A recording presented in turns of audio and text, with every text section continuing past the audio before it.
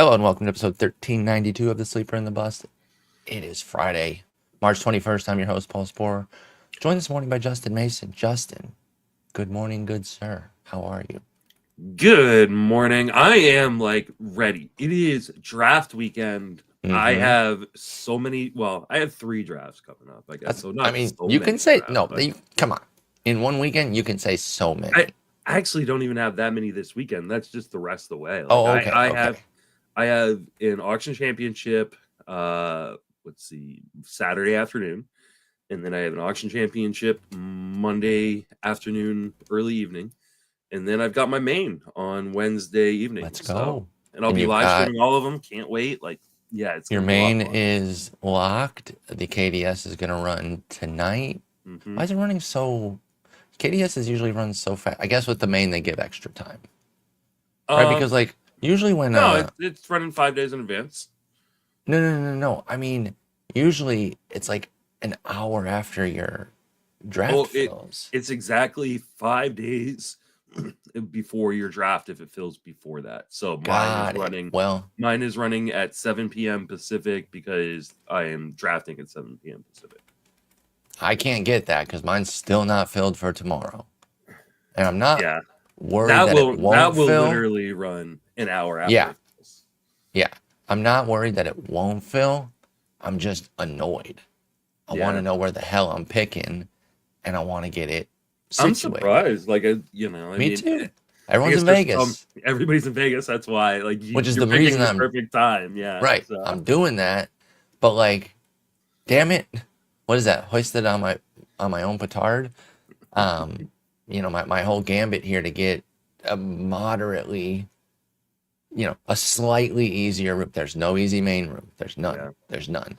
Last year I did the same thing. I got Jeff Zimmerman, for God's sakes, among others, by the way. But, not everyone goes to Vegas, but a lot of Hall of Famers do, right? So that's why I pick it. Since I can't go, I might as well try to get a benefit from that by drafting on Saturday. So, again, I'm confident it'll fill. I think 3 more people joined yesterday to move it from 9 to 12. The last 3 will jump in today.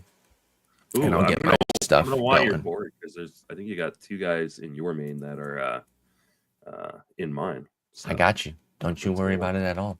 All right, let's dive in. No news since we talked yesterday. You poo-pooed my idea to do an hour on Jose Trevino and the merits of him. And folks, I'm not joking. I think in 2-catcher leagues, he's worth the gamble. He's your last pick or very late. People aren't drafting him, which kind of surprises me. He's in Cincinnati. I mean, he's fine. I still love T-Step, and I'm not saying Jose Trevino going to win your league. But if he pops you 4 homers in a 6-week run there while you're waiting for T-Step to return, you did concede that maybe you would take him to go with somebody like Tyler Soderstrom, who currently doesn't have catcher eligibility, and then you play that 6 weeks hoping that maybe Soderstrom sneaks. I think he's going to sneak that eligibility within the first 6 weeks. So I think that is if I draft Soderstrom and I don't have a second catcher, I think I would just wait into the last round and find a guy like Trevino that is in my plan to just string catchers until Soderstrom has that eligibility. It's just boring and capable. Yeah. Nothing too crazy there, but in Cincy too. All right. So you gave me a little time on Trevino. Thank you. Let's dive in. We're going to get through as many pitchers as we can today. It's big draft weekend. Obviously, there are still a pretty decent contingent of folks who draft after the season starts, but we are pretty NFBC centric, and there aren't drafts after the season starts on Thursday for the NFBC. So let's start with an interesting group of basically the Blue Jays and a group of veterans. It's a band called the Jays and the Vets because they kind of overlap here because there are some veteran Jays here as well. But you got Nathan Eovaldi, Nick Martinez. Here's the Jays: Max Scherzer, Bowden Francis, Jose Barrios, Yu Darvish, Walker Buehler, Ronel Blanco, Nestor Cortez, and Justin Verlander. And yes, Ronel Blanco has all of 225 innings under his belt, but he's also 31. So he gets to be included in a veteran type tier. All right, let's just kind of take them in order here, and maybe we don't deep dive everyone, so we don't do 5 hours today. But do you have a level expectation for Nathan Eovaldi at this point that yes, he's going to miss some time. He's not a workhorse, although he did pop 171 last year. But he gives you a decent triple-digit outing there, workload, I should say. 182, 109, 144, 171 the last 4 years. Only one of those years is really light at the 109. The other three are pretty representative. And then he's a nice, solid pitcher when he pitches. Is that your general expectation for Eovaldi? And if so, are you comfortable taking him knowing that you'll have to replace him here and there, but you like what you're going to get in the interim? He's just not a guy I land on anymore. Back in the days when Eovaldi was a massive strikeout asset, Mm-hmm. like when he was, 25, 26%, like you would take the gamble on the innings. He's just not that guy anymore. So like you are taking a gamble on the innings. Though, like you said, like last year he hit 170. But you are taking a gamble because 2023 is 144, 2022 is 109, and he is another year older. I think he is kind of who he always has been, which is a decent pitcher when he's on the mound, but not a guy that I think has like the unlimited upside that I think we've always hoped that he might have. Right, So right. It never quite came to fruition from, I've been a fan since his Dodger days, yeah, and I thought there's like ace upside here, dude who throws 97, 99, started to develop secondary arsenal, and it's shown flashes. He's been an all-star, he's been a World Series hero. He's had a hell of a career. So he's panned out. But when he was first coming up, I had a very sky high potential for Nathan Eovaldi, and he's met it as like a number 3, and that's totally fine. Carving that career out, I still like him. I haven't landed on him a ton, but I'm not afraid of him either. Nick Martinez is a guy that I can't get there, dude. Is this not a half pitcher? I know he had a nice season last year, 3.10 ERA, 103 WHIP. It was a classic home road situation for him as a Cincinnati Red. 4 ERA at home, 129 WHIP. 4 ERA and 129 WHIP at home, excuse me. 218, 075 on the road. What am I missing here? I just don't think he's good enough to consistently survive in Cincinnati, and as such, I feel like I have half a pitcher here. I'm not that interested in Nick Martinez. Am I wrong? I mean, here's the hard thing is I don't think you're necessarily wrong that he's going to be a difficult guy to start at home. He was just lights out once he moved into the rotation. Right, he was. If you look at what he did in the month of September, it was an 0.67 ERA. How many of those were roadies? Were there any three home of starts? three of the four? There was one home start, but it was against Pittsburgh. But I think that's where you take the That's where you would gamble start at him. home, Yes, right? absolutely. Like you take the gamble on the teams at home that aren't very good, the Miamis, the Pittsburghs, the Cardinals. You avoid the Cubs, the Dodgers, the Mets.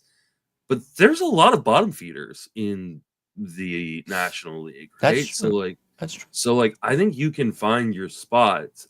I liked Nick Martinez a lot more when I was getting him around pick 350. Now that we're getting him around pick 300, yep, I start to go, would I rather have Nick Martinez or would I rather have Michael Wacha or and Michael Wacha could also be a half guy, but he's half home. And maybe it's a bias that I have, but if I'm going to have a half guy, I prefer it at home. I don't know, there's just more consistency with home as opposed to trying to get somebody to consistently be successful on the road. And for his part, by the way, Wacha was pretty decent on the road last year. 378 I was ERA, 123 WHIP. So, I think Michael Wacha is just the guy I want. You also have upside guys around there, right? Like Kumar Rocker and Max Meyer are Chris going Bubich around too, man. We're going to talk about him later, but I'm kind of in. I know he had a rough outing yesterday. When you're listening to this, if you're listening to this on the 21st when we're recording it, but I'm not moved by one bad start. But we'll talk about him. I got Nick Martinez for like $1 in Tout Wars and that's fine. Labor, and I was totally fine with that. Yep. Now I don't think I'm taking him at pick 300, but no, that's exactly where I'm at. Is the elevated price is just a little bit too much, but where you got him, no problems with Nick Yeah. Martinez. I moved Waka in here. You said your piece. I agree. He's kind of a steady Eddie. He's more of a home guy than a road guy, but he took his show on the road last year, did just fine. Like Eovaldi, you cannot plan for big innings. He got 169 last year, but that was his second best of his career and his first time over a $140 since 2017. So, He plan is accordingly with the 33-year-old. Go ahead, Waka. he hasn't had higher than a 3.35 ERA Yeah. since 2021. Like, And sub 120 whips for all three of those years. yes, you're not getting a crap ton of volume, but you're just getting a really steady glue guy in the back end of your rotation. I mean, I love Michael Wacha. I just think Another guy I've loved throughout his career. Yeah. The only thing I've held against him is they went to A&M. We don't all make the perfect decisions. But ever since he came up with St. Louis, I've been a fan, and he's panned out. Again, I kind of had him as a sky-high potential, and he didn't quite meet that, and that's fine, because there is still a range of outcomes, and he's been a very nice mid-rotation guy. So I'm with you on Wacha. I do prefer him to Martinez as well. Let's talk some Blue Jays. They got three guys here. Two vets and a kind of an up-and-comer, but he might be the scariest of the bunch, believe it or not. Scherzer, Francis, Barrios. First off, just at first glance here, I'm looking at the last four main events. That's since March 19th, and I'm curious who you like best at their price point. Barrios is 222, Francis is 240, and Scherzer's 275, and dealing with a little bit of a finger issue, by the way. If you're unfamiliar with that, apparently it's been bothering him for quite some time. But who do you just like best at their price? And then we can dive in on the trio.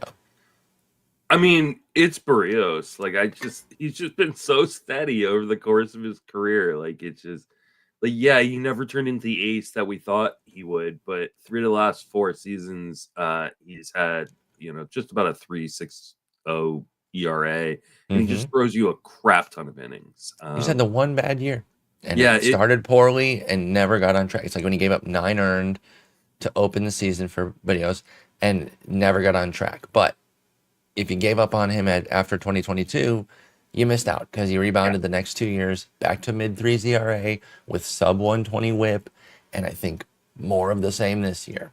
Yeah, I just think he's about as easy to pencil in, like the middle of your rotation as a glue guy as there is. And I don't understand why people hate him. It feels like people just still hold his prospect pedigree against him because, and like there's some guys we give like credit for, like, oh, he was a top prospect. Well, it's like he's 29 now. Like, I don't really care about that as much anymore if he's got 4 seasons under his belt.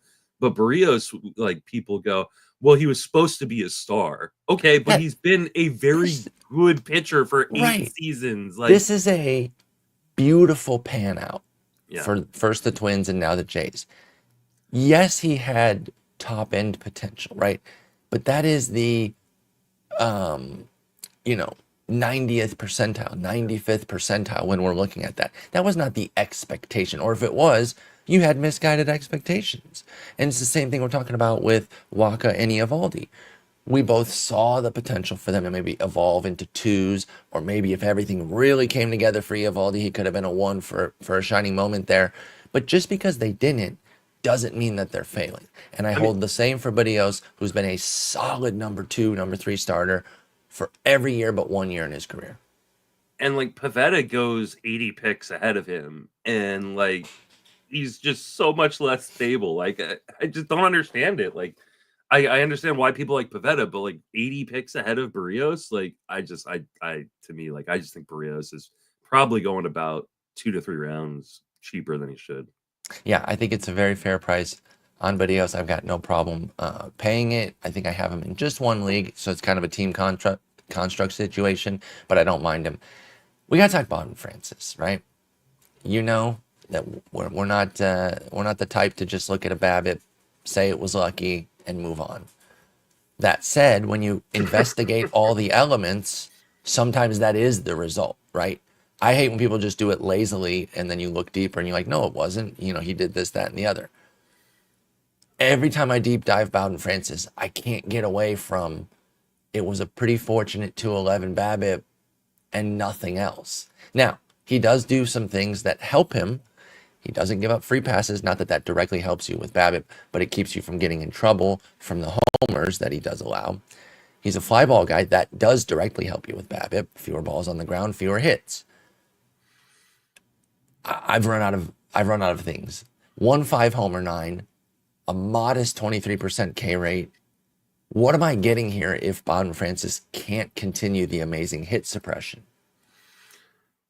I mean, I think he is in many ways a guy that the projections miss a little bit on in terms of like he's got a 102 location plus. He's got 3 pitches with stuff plus greater than 100. I think he's a pretty all around kind of pitcher that I think my only question is like, what is the volume? But he threw like 120 pitch or 120 That's your innings. only question? You're not like, what is your ERA projection for Bowden Francis, might I ask? Give me a second and I will find him. While you're looking that up, I'm going to say I have him at 384 and a 115 WHIP in 150 innings. I don't think he is a stud by any stretch of the imagination, but I think he's fine. I think the hate has gone way too far. And yes, we don't want to just look at the results last year and go, "Oh, well, he's a 330 pitcher." I'm not expecting that kind of production, but he doesn't walk guys. Like you look at him, throughout the minor leagues too. Like he fills up the zone. Yes, he will give up too many home runs, and that is an issue. But we love Bailey Ober. We love Joe Ryan. Now part of that is because they have miss strikeout bats. rates. Yes, they have that's strikeout a rates. Huge difference. But I mean, Bowden Francis has missed bats in the minors. Why aren't we giving him a little bit of credit there? I'm not saying he should be going 50, 60 picks ahead of where he's going, but Sure. I think he's a fine value where he's going. And I think he's going in a spot where, like, hey, if it doesn't work out, like, what did you really lose out on? You'll go get another guy. Pick 259, like, fine. Like, I think my only issue with Bowden Francis going where he's going is there's just other guys in that spot. I think I'd rather take the gamble on in like a Jeffrey Springs. You've got Dustin May going there. You've got Ronel Blanco going there. Clark Schmidt going Blanco. there. Bring in Blanco. Hang on. Where did I put Blanco? He's in this tier, so I'm just going to move him up. Because he's the same type of thing where hit suppression is the key to his success. And I do believe it to some degree. I believe it to more of a degree than Francis in terms of what Ronel Blanco is able to do. But he also has similar questions beyond that. You're like, okay, he had an MLB best, I think, 6.5 or 6.1 hits per 9 last year. That's great. 1.2 homers. Not a super flashy K rate at 25%, but that's solid. But he does walk guys. Blanco does. Yeah. He's 31. That's why I included him, because while he isn't a veteran, he's older. This is a late career breakout. Just between those two, who do you like? You mentioned they're going around the same spot, Bowden Francis versus Ronel Blanco, in just a 1-to-1. Who do you like? I think for me, it depends on what my rotation looks like. I think Blanco has the better strikeout upside. At least we've seen that kind of in the major leagues and in spring training so far, where he's got over a 10 K per 9 in his 10.2 innings. But I think that the floor is much lower on Blanco. Like I think Blanco is one of those guys that if he ends up back in the minor leagues in June, I'm not going to be surprised. The Astros are a competitive team. He has walks and homer problems, and we're seeing that homer problem come up in spring right now, and the walk problem come up in spring right now. The thing He about got way more swing and miss than Francis, though. Yes, he does. He absolutely does. And that's what I mean. I think this is like an upside versus Francis floor. Can I also point out real quick? Francis not young, 29 years old this year.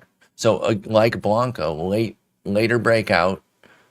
I just think the walk rate on Francis gives him that safety level. And bankably better. Agreed. I don't see who the Blue Jays necessarily turn to. I mean, I guess they could turn to Yariel Rodriguez. Yeah, I don't know about that. I have to push back on one thing you said to open this up, that the projections don't give Bowden Francis enough love. and I was running the numbers while you were talking. Among the guys with at least 100 innings projected in ATC, he is tied with Ronel Blanco for the best BABIP. Yeah. They're giving him the credit. Like they're giving him the second best BABIP. Actually, Blanco's is a little bit better. So he's second to Blanco. Bowden Francis is in projected BABIP. I think they are giving him the credit. You can't go too low with it. So the 270 that he gets is quite a bit higher than the 211 that he generated last year. Could he maybe beat that? Sure. But I think you gotta project an upper threes, low fours ERA with a good whip, though, right? I mean, that's a 114 projected whip for Yeah. Zips, 116 for ATC. The bat gets him up to 121, but I think I can live with the projection set. That's what I've got, right? Like I've got 384 ERA and a 115 BABIP and or a 115 a whip and 150. Like I don't think that's out of line. No, I think he's fine. Like I mean, for me, he is like just outside my top 50. And like top 50. Yeah, What? 150 innings with those ratios is good. I got him 76. I'm not a Bowden Francis guy. I can't. I get it, but like, I think this is the disconnect between like, a projection set and just kind of ranking. Idiot. No, but like ranking based on where you prefer to draft a guy. Like this is why Bowden Francis is the 103rd pitcher. Now that includes a bunch of relievers, but like I got starter numbers. He's 82nd. Okay. Yeah, like I think he's better than the 82nd starter by a long shot. Like I think that this is the we're still doing a rankings comparison, and maybe we'll do that Monday, because I don't. The best I could do on 76 is maybe give him a 10 spot jump in between Nestor Cortez and like Walker Buehler. Like, I mean, who comes after Bowden Francis? You got him 50th or in the top 50? Just outside of the top 50. Okay, so in the top 60. Who's around Bowden Francis? Nestor Cortez. Okay. So the guy said I could maybe get him near, sure. Yeah, Spencer Strider. You're too low on Strider, brother. Come on. No, I'm not. How many innings are you projecting? 110. I have exactly 110 innings projected with And a 3.44 ERA, a 112 WHIP, and 146 strikeouts, which is almost 12 strikeouts per nine.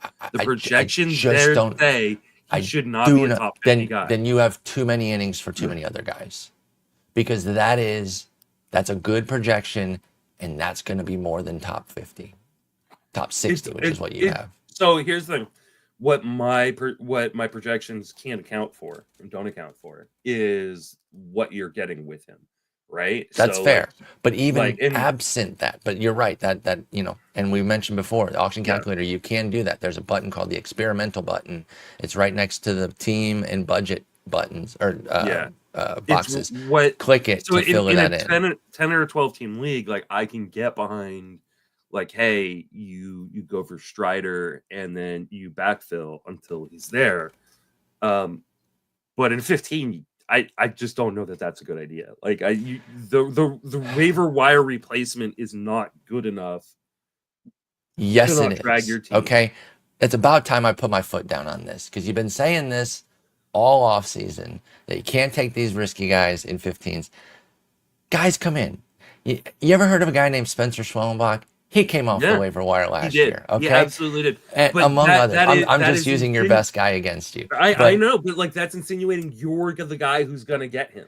Okay, that's all we do with anything, though, right? Like you're insinuating you're gonna get the best guys in the 10s and 12s. They're not endlessly available. You still got to hit on them, and not only that. And this is why I won't do it.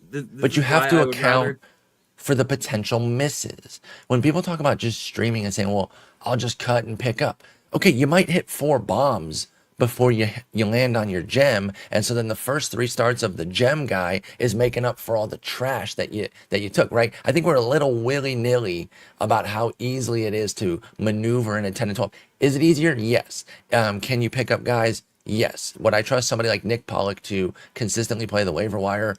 Absolutely. And he's proven it. Like he puts his work out there. He does it every day. So this is not like a sneak diss on Nick. I'm talking more directly to you who keep saying that you can't take some of these guys in 15s. I think you can. I think there is enough talent churning through on the pitching side that you can take these shots. I'm looking right now. 347 ERA, 112 whip in 119 innings for Strider. That's the ATC projection. That's a little bit different than yours. It's the 11th starter. With the replacement value? No, without it. Excuse me. That was Steamer. Excuse me. Beep, beep, beep, beep, beep, beep, beep. That was Steamer. ATC has him 28th. Wait, what the hell Steamer got him for? Oh, 319, 110 for 129 innings. Okay, yeah, that makes sense. Back up. ATC, 119 innings, 347 ERA, 112 whip, 28th starter without the experimental button. Let me hit the experimental button. Bang, hit that. And Strider with replacement value There's baked something in. wrong Only moves There's up to something 24. wrong with that. No, it's not. No, there isn't. I know what the issue is. You're giving too many guys too many innings. No, I'm not. Okay. How many guys do you have over? I mean, let's say 106 qualifying ERA, 162 innings. How many guys? Hold on, I gotta sort by. No problem. And I know it'll take a little while to do that because that's an intensive sheet that you got there. So we can keep talking while that's happening. But I just over how many innings? 162 ERA qualifiers.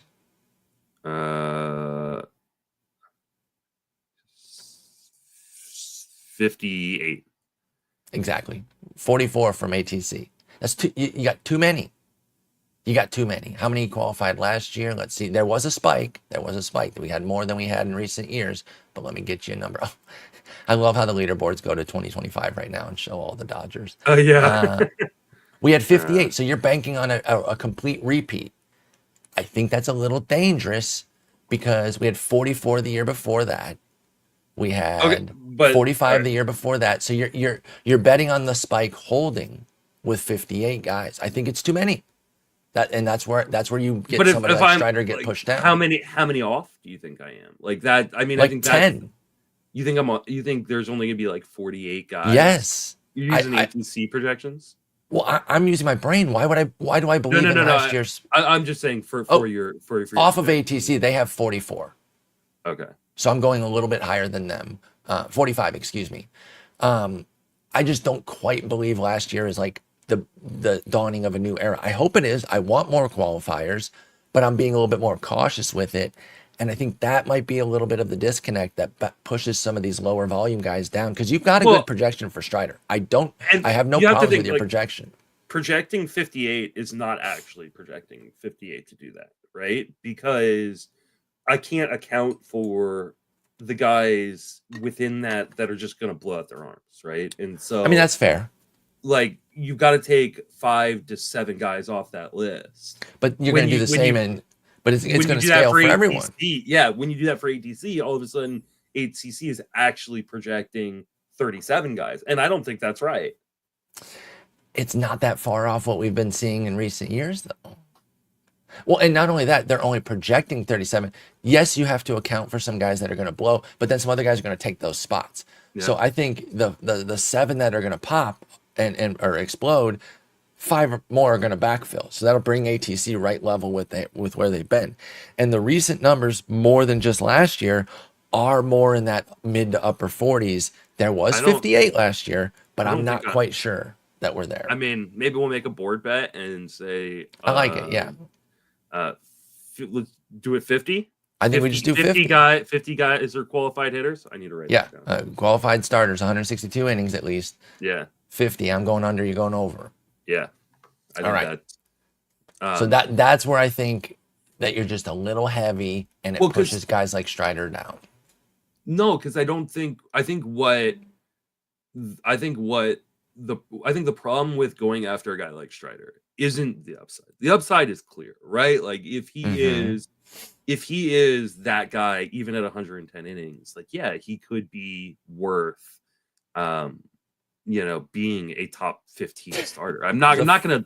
He has a 56 ADP. Strider does in the Yeah, last but 4 mains. That's crazy. What it doesn't account for is like a guy that I think Strider, McClanahan, Alcantara, like more likely could be, which is last year's Robbie Ray with more innings. Which is a guy who, like, hey, at times he is that dominant guy on the mound, and at other Sure. times he is not. And what But Robbie there's Ray gave you was a 4.70 ERA. And maybe it's closer to like his xERA of 3.72. But like I think there is this assumption that these guys are just going to go right back to being, I'm not saying by you, but I'm saying by the general public, and the reason why these guys are going as high as they are is there's this assumption that they're in their first full season back from Tommy John, they're going to just go back to being who they were. And could they? Absolutely. They're all talented enough. But the history of Tommy John returnees has been these guys struggle with command and control in their first, and especially guys like Strider and guys like. But you're projecting him to go back to being. You have a quality projection for him. I do have a quality. So projection. It's not a Spencer Strider projection. It's not a 2023 Spencer Strider projection. It's in line with ATC. They're 347, 112. Didn't you say you're 345, 115? Yeah, but that's not the Spencer Strider that we got in 2023. No. I'm not saying that. It doesn't need to be, but it's right in line with ATC, and ATC has him 28. I'm going to say something that's going to get me in trouble. Do right? it. You okay? You're not going to fire me, right? No, I already did. If you didn't listen to the episode, Joe and I did, clearly. Yeah. I made some hilarious jokes about you being fired. Okay. I think the auction calculator is broken a little bit. I don't agree with the valuation on it. I think it's wrong. I don't think it values the players the way they're supposed to be valued in the grand scheme of things. And so yes, does the auction calculator say he's the 11th? Saying he's the 11th pitcher at 110 innings is insane. Because just straight volume won't get him there into that value. You're too hot on the volume thing. Volume matters. It matters because you need to volume the stats. We've seen tons of guys put up top 30. Paul Skeens, where do you think he was last year? With 133 innings. Top 7. I mean, and obviously his is a standout crazy season. Yeah. You know, the DeGrom 92 innings. Okay, well, we don't even have to go with seasons that crazy. You know, what do you think Blake Snell did in 104 innings with a 3.12 ERA last year? He returned a big number. He did. But I don't think it's as high as the auction calculator says it is. It's not as low as where you've got him either, though. Right? So even if you say 28 there, what do you got him, 55? You know, I think we got to get more in the middle there. Maybe that is the case, but I don't think. I think the projection that you have for 110 innings on Strider is too good to be ranked that low. And I think I'm right that you have too much volume. Anyway, I don't know how this turned into a Spencer Strider combo, but I enjoyed it. Excuse me. Loop it back over. Because we didn't get a chance to talk about all those guys because you guys talked about them. That's right. Let's talk Max. Like I said, he is dealing with a finger thing. Let me see if I can get some information on this here, because apparently it's been a long time thing. Thumb issue. And he said he's been dealing with it before. And we know, I'm on deck, cool. We know he's crazy. And I mean that in a positive way. Like, he'll just try to pitch through it or whatever. Now, that could hurt too, right? He is that kind of guy who might pitch through some things that maybe if you took the time off, it'd be better. But because he's Max Scherzer, he's like, I'm going to go for it. Last year was not great, but he was that classic higher ERA that obscured a good whip. 3.95 ERA, but a 1.15 whip, 40 Ks in 43 innings. It was only 9 starts. What are we getting out of Scherzer this year? I don't know. I mean, I think he's just a decent pitcher when he's on the mound. I just don't know how many innings you can project him for. 275 though, price point. You don't really have to pay much to see. Yeah, I don't have a problem with it, especially, I mean, technically he's starting. He does have this thumb issue, but he's technically starting the year healthy. He looks Mm-hmm. very good in spring. Uh, I think he's one of those guys, especially in a 10 or a 12, that you put at the back end of your roster and then you drop the moment he's missing time. But I think he's going to be very usable. That defense behind him should be pretty good. Uh, I in a 15, I'm less likely to take the gamble just because I do have volume concerns. But again, I think this goes back to like one of the things that Nick likes to say is take the gamble on guys you're going to know about really fast, right? Yes, And I think easy you will know. decisions. Yeah, he does make for an easy decision early on, and so for me, like I'm fine with that as opposed to, maybe going after a guy like that we're going to talk about here in a little bit, like Clark Schmidt, who I really like, but you're gonna want to hold on to Clark Schmidt, Right. and kind of and It's a little ride bit with of a that. tougher decision. And so I totally agree with Nick on that, but also manage to your capability, Yeah, like to your feeling. Maybe you're okay with a tougher decision that you have to hold a bit longer and you'll park that spot.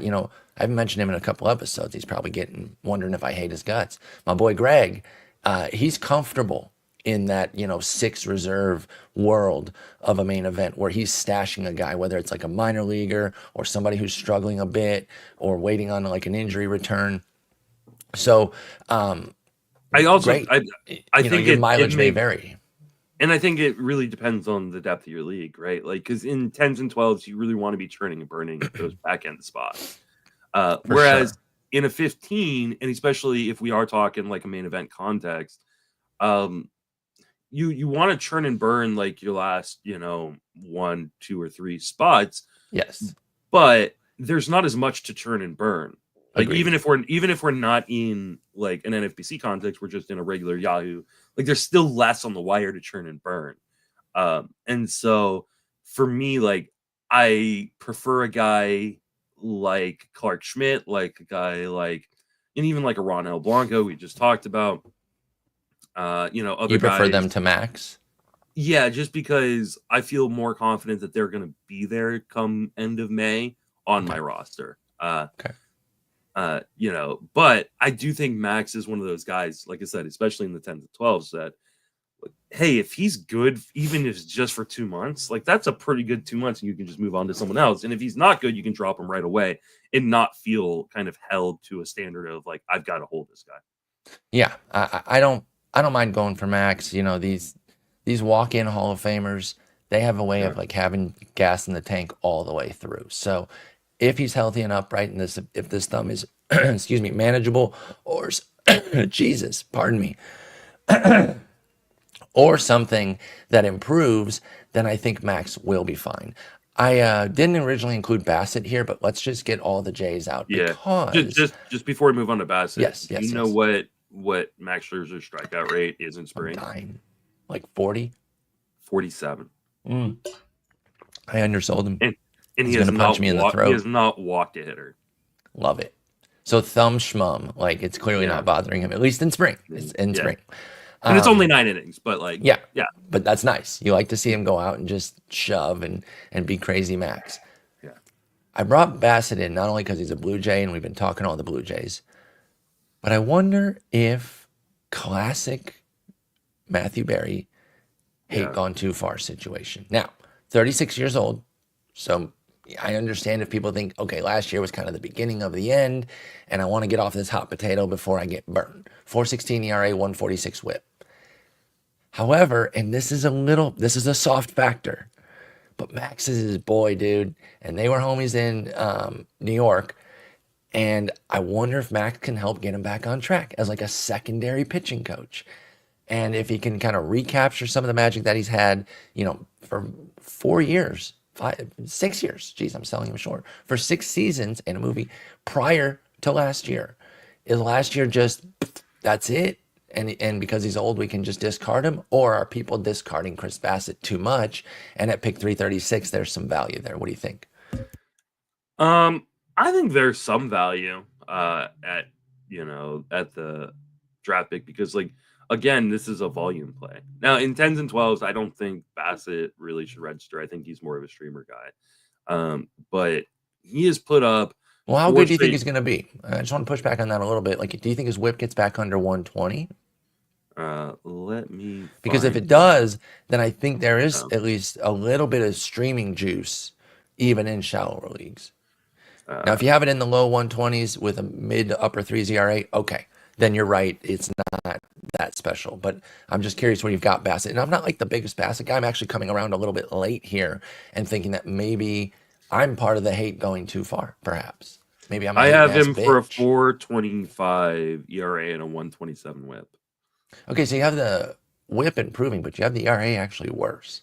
So Yeah, maybe not an improvement for Chris Bassett. Okay, and that's fine. 336 ADP in you do get 15 volume teamers. though. I mean, he's got 3 straight seasons of at least 171 innings. Do He's, you want volume if it's a 4.25 ERA though? probably not. And the fact that like the WHIP was at 146 Yes, that's the scary part. last year, like Andres Jimenez though, yes, new and second like this, baseman. I do have him, getting back closer, like not straight back to like the one, teens kind of WHIP. Right. Um, but like I do have him better, but like I don't even want a 127 WHIP with No, 170 innings on my roster. So no. I haven't really drafted Bassett anywhere. I can And you've understand been a why. Bassett hound previously, right? I have. I was a big Bassett guy. So and like he does look better in spring. Yeah, and I've seen a So couple starts too, and that was and the broadcast also keyed in on the Max thing, so that's kind of where I got it from. yeah, That they're linking back up, and they've at least been talking about like, hey, what went wrong last year? And again, that's a very soft factor. You never know how much a player is helping another player to kind of get back on track with things. But I don't hate it. I'll tell you, it is a team dependent situation because at 336 in the main event for Bassett, he's not very expensive. And I think if I've got, I mentioned somebody like a Chris Bubich earlier. You mentioned Dustin yeah. May earlier. Gavin, even my boy Gavin Williams at the high end of that. If I got three or four of those types, then maybe I want a Bassett that's just kind of boring and I can kind of know what to expect. And if things get back on track and I can get a mid to upper threes ERA with a sub 120 whip, I might have some found money there at pick 336. So that's Here, where I'm at here's on Bassett. here's my only kind of pushback on that, right? Like, because the price isn't very expensive. Hmm. It's the other guys going in the area Let's that see. he's going. So isn't isn't a better version of him like Eduardo Rodriguez, who looks great in spring too? You're tugging at my heartstrings there with Erod, not just I'm because gonna it was a tug at tie. your heartstrings more here in a minute. So Yeah, I mean, I'm not against the Erod thing. Yeah, I think I go uh Erod. Michael Soroka, who Oh, looks I'm great in on the Soroka spring. train. I'm on the Soroka So train. Yep, uh yep. I one of the more underrated guys in fantasy, and I know this is a former Paul Sporer dude. I don't know if he is still a Paul Sporer dude at his, in his age 33 season. But Jameson Jameson Taillon. Time, Yeah, baby. all he does is volume and I I'm don't still under in. That's still my like guy. So I'm with you. now I know he didn't travel with the team, so I don't know That's to fine. Japan, I'm not but that worried about that. yeah, yes, and there is a little bit more injury risk there, but I think I'd rather have Tyon, Hayden Yep. Wesneski, who's got a rotation Big spot, time Paul Sporer guy. I love right? him this year. I'm taking the shot. Big time I'm putting Justin my Mason faith guy in too. Like that, Houston. So I want to yeah, be clear on Wesneski. It really is a team bet. I'm yeah, betting, and it's not really anti-Cubs. Just so we're clear, I don't have a great read on them one way or the other with pitcher development, but Houston, time and time again, gets the most out of their pitchers. I like the fact that he's coming home. I believe he is a Texan, and yeah, he pitched at Sam Houston State, so he's coming home. Get comfortable, get with the Astros, lean on that sweeper. I'm big on Wesneski. So your point there, your overarching point, because you could probably name a few other guys. yeah. I see my Well, boy. or two more guys, Yes, Okay, Charlie Morton. Is there any difference except for he gets to pitch in Baltimore with that team behind him versus and in Toronto. that Yeah, park? Yeah, and then Aaron Savali, who just is another Paul Sporer guy. yep. But I think just kind of criminally underrated this year. I just Now think you're he's right, and that kind of cooks and and Bassett for me. that for me. So I don't think there's anything wrong with Bassett going where he is, but I don't think he's necessarily in a great spot around a bunch of guys that I don't want. Like if he Mm-hmm. was in an area of guys where I go, oh, this is gross, then I'd say, yeah, maybe I will take a Bassett. But like I think you get Bassett skills with some of these other guys that doesn't have the Bassett downside that we saw last year. No Bassett baggage, if you will. No, I'm actually with that 100% there, and so it will be tough to take him. I haven't landed on him, Chris Bassett, and I probably won't. I might. Well, actually, I don't know because it's getting late here, and I got two mains left, and I think that's it actually. So I don't know if I'm going to land on this next guy, but I still love Justin Verlander. And similar to Max Scherzer, it's like, hey, walk-in Hall of Famers. If they're upright, they got some juice in the tank. And I know it did not go well in the aggregate last year for Justin Verlander. It was actually quite bad. However, he had a classic first half, second half split. If you look at what he did last year, and I'm going to get the numbers for you, he started off just fine. He put up a, he put up a 3.95 ERA, 121 WHIP in 57 innings. Not amazing, but fine for a late round pick. He put up an 8.10 ERA in the second half and just crapped all over it. Injuries were a problem. Remember, he had that neck injury that just lingered. And I remember he was supposed to pitch when I went to Houston. I ended up watching Ronel Blanco cook my Tigers instead. But it was supposed to be Verlander, and he had an interview, and he said, if this was the playoffs, I'd play. And he didn't play for 2 months after that. So he like downplayed the injury and then was out for a huge period of time, and obviously did not have a good second half once he did return. He's with your boys. Like Scherzer, I think if he's healthy and pitching, Verlander can put up some quality innings, especially in San Francisco. It's boring, but I'm not averse to taking Verlander, and it's not just my favoritism of him being my favorite pitcher ever. What do you think? I go back and forth in my head. Like Justin Verlander is a guy we should be all targeting. like he's healthy right now, and when he has been healthy, he has just been a very good pitcher. And the hard part for me is like, what do I project in terms of innings?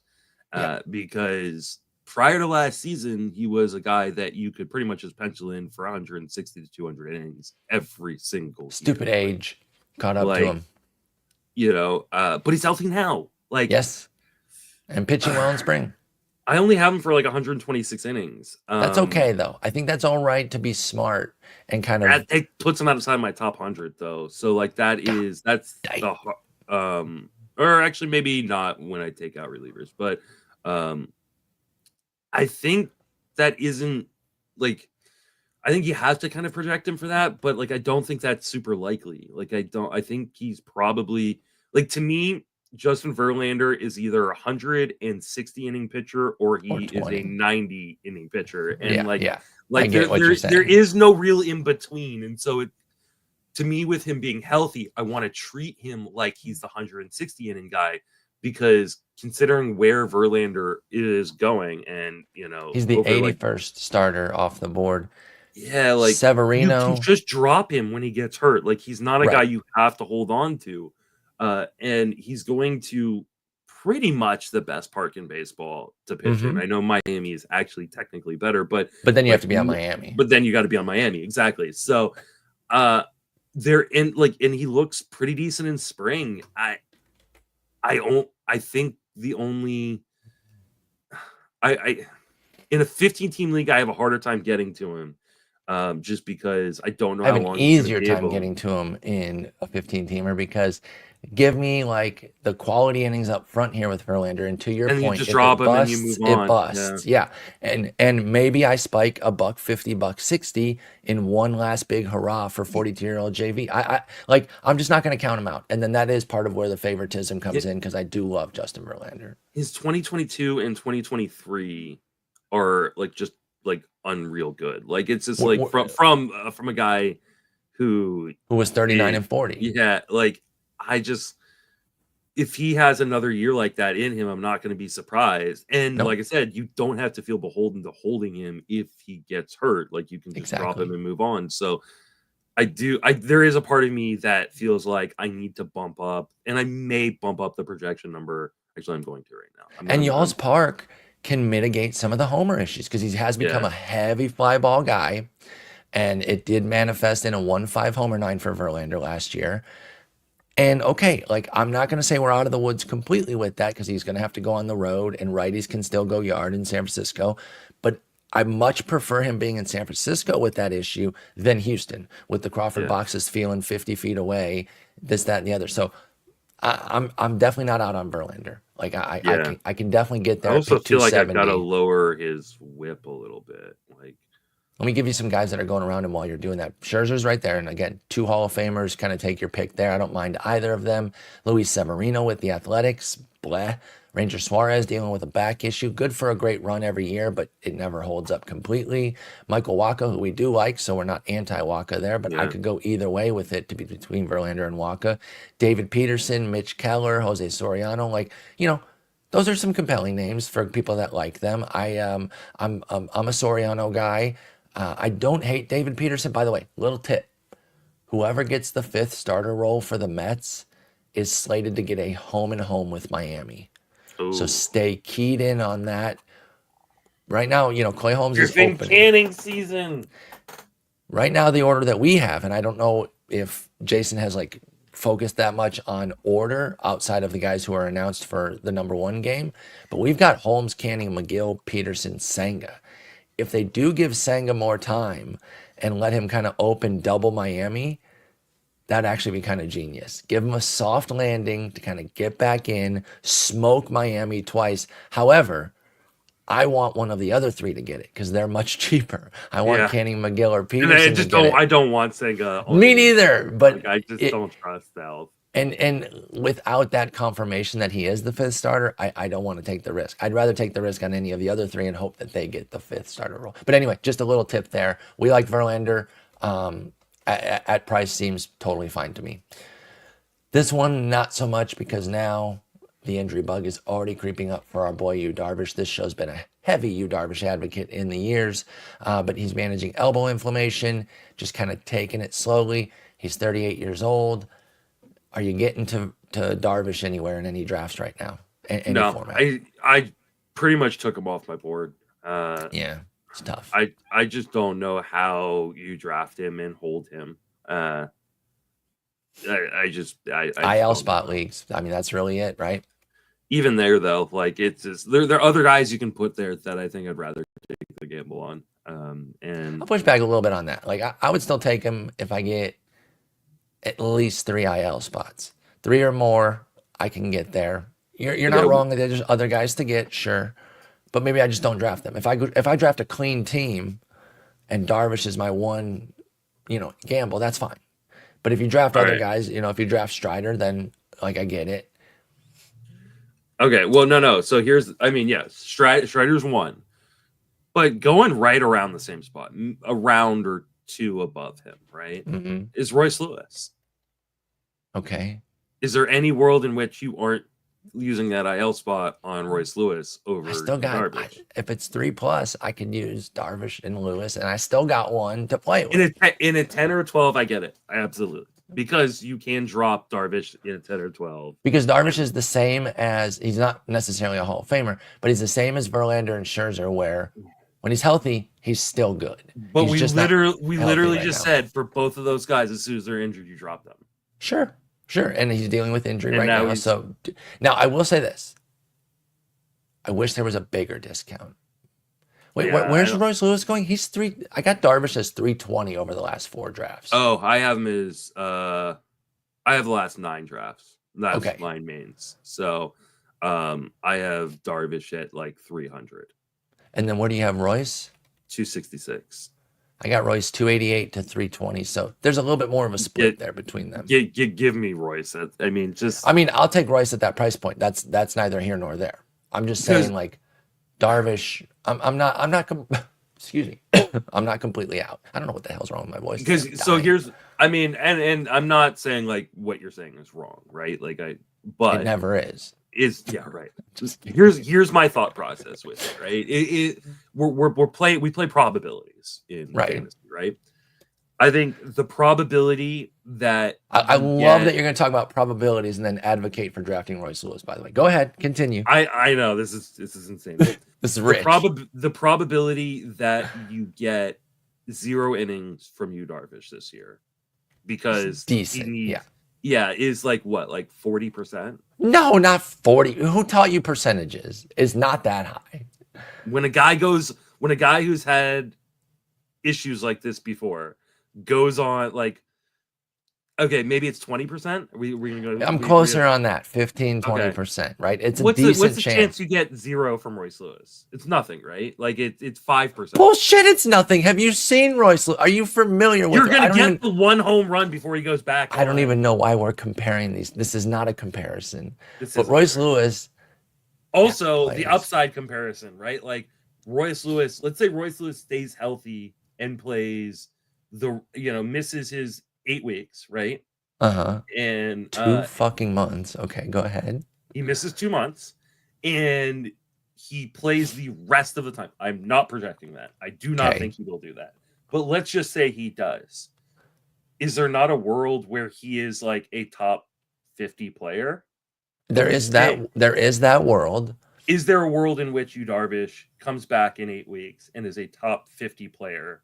I don't think there is anymore. Oh, I think there is. Absolutely. Prime Darvish there was. Absolutely. He's But I don't. He was 331, 107 last year in 82 innings. What's wrong? Why not? Why not? The homers were up a bit. I don't know. Like, is it a higher probability for Royce Lewis to do that? Yes. Again, I don't understand why we're comparing Royce Lewis versus Yu Darvish, but I think maybe the disconnect between us is I do think that there is a much higher likelihood that we do not see Yu Darvish at all this year, and I just don't want to draft that. That's fine. That is fine. He's 38. Injuries have started to pile up a bit. Buck 36 in 2023, 82 innings last year. Can we agree on something? Just Maybe. one thing. I think we're going to. Rules. Well, I mean, yeah, but that wasn't. It was a Darvish thing. What the hell were the Padres doing, giving him a long-term contract? Stupidest move ever, dude.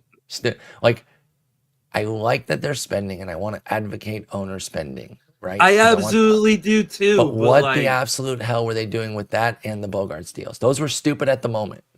Those were dumb the moment that the ink dried. Before the ink dried, when they were printed out. That Darvish, if Darvish is done for the year, he's now. Why did they do that? He's now going to be a guy coming back from Tommy John at like age 40. Good for him, by the way. Yeah, great for him. Absolutely. I'm always for get your bread, dude. Yeah. But that was crazy. That may be the worst contract extension I have seen since Chris Davis.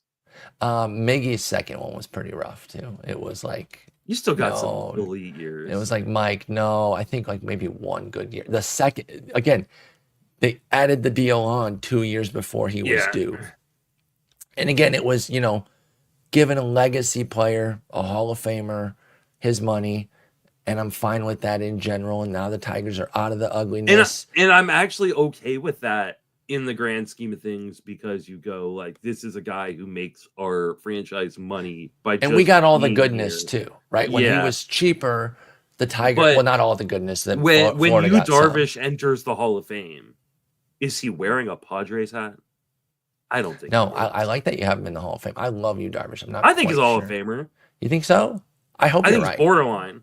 You know what I wish it was like basketball, where it was just a basketball Hall of Fame, like baseball Hall of Fame, so that Japan could be included. And I also think that Japanese guys, kind of do get some of the credit from where they start, at least now. Well, because the standards are lower to get into the U.S. Hall of Fame. And right? I think they should. I think they should absolutely get credit for what they did prior to getting to the U.S., or at least take into account that they missed some of their prime years because they weren't in the U.S. Through no fault of their own. I think Darvish should be a Hall of Famer. Hey, you're preaching to the choir that, like, I love Darvish. I'll have to investigate a little bit further on how much I agree with this, but I like where your head's at. All right, we're never going to get through all these pitchers if we spend this much time. It's been an hour, and we're through. No, don't apologize. We don't. There's a number of these guys in this next tier that we don't need to deep dive. Right. You briefly glossed over this guy. I think you kind of like him as a steady Eddie boring guy. Yeah. Nestor Cortez caps off this tier here of veteran types. This is exactly the type of guy that Milwaukee maximizes. They've been doing it for years. Obviously Burns, Woodruff, Peralta. They've always had like an ace or two. And in at least one of those years, they had all three of them. But they always got someone at the headline. But then the rest are, goes from the ace to a bunch of 3-4 types. And then they have like 7 3-4 types that they kind of finagle around. And guys like Wade Miley put up their best season, Aaron Savali, who you mentioned earlier, Eric Lauer, Colin Ray, Tobias Myers. Like they just keep getting it done. And I think Cortez is the best of that bunch that they've had in terms of raw talent. He bounced back after a tough 2023, going to a 337 or 377 ERA, 115 whip for 174 innings. He's still only age 30. I think he's going to have a decent season in Milwaukee. Anything different that you have to say there, or is he just a solid, boring volume guy? I think he's just a solid, boring volume guy. I think the only concern is he healthy, because he has dealt Sure. with a number of injuries, and I think especially a guy who messes with his own mechanics so much, when I hate that shit, by the way. when you are injured, that messes with your mechanics, and Yeah. so Trying to be Johnny Cueto out there with the weeble Yeah. wobbles and all that. I love when he does it. I absolutely do.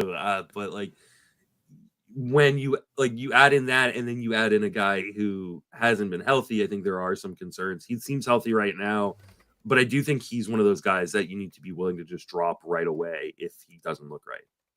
Yeah, I'm totally fine with that. Like, you don't have to hang around if things aren't going well for Nestor Cortez and kind of see where it goes in really any format. I think in any format where you might take him, you can cut and move if things aren't going well. Spring, I'm not too concerned about the results. 6 ERA. I'm looking at the 19% swinging strike rate and 19% strikeout -1. It's 6 innings, so it doesn't really matter even if he had a 5% swinging strike. I'm not moved by a veteran like him. I just need to know he's healthy. If Nestor Cortez is healthy, I'm okay with him. All right, let's go to this next tier here. It's an interesting group. A lot of like injury returners and young guys on the rise here. Walker Buehler, Mackenzie Gore, Spencer Arrighetti, Jesus Luzardo, Tanner Houck, Clark Schmidt, Reese Olson, Nick Lodolo, Chris Bubich, and Jackson Jobe, who's not going to make the rotation, it doesn't seem. All right. It annoys me. It annoys me too, but I do get it from like a standpoint of like, you got to make it through the full year, the Tigers are thinking. And if you can milk some innings out of Maeda early on, and then bring Jobe up in like May as a rest of the season type of guy. Like, I get it. I see the plan.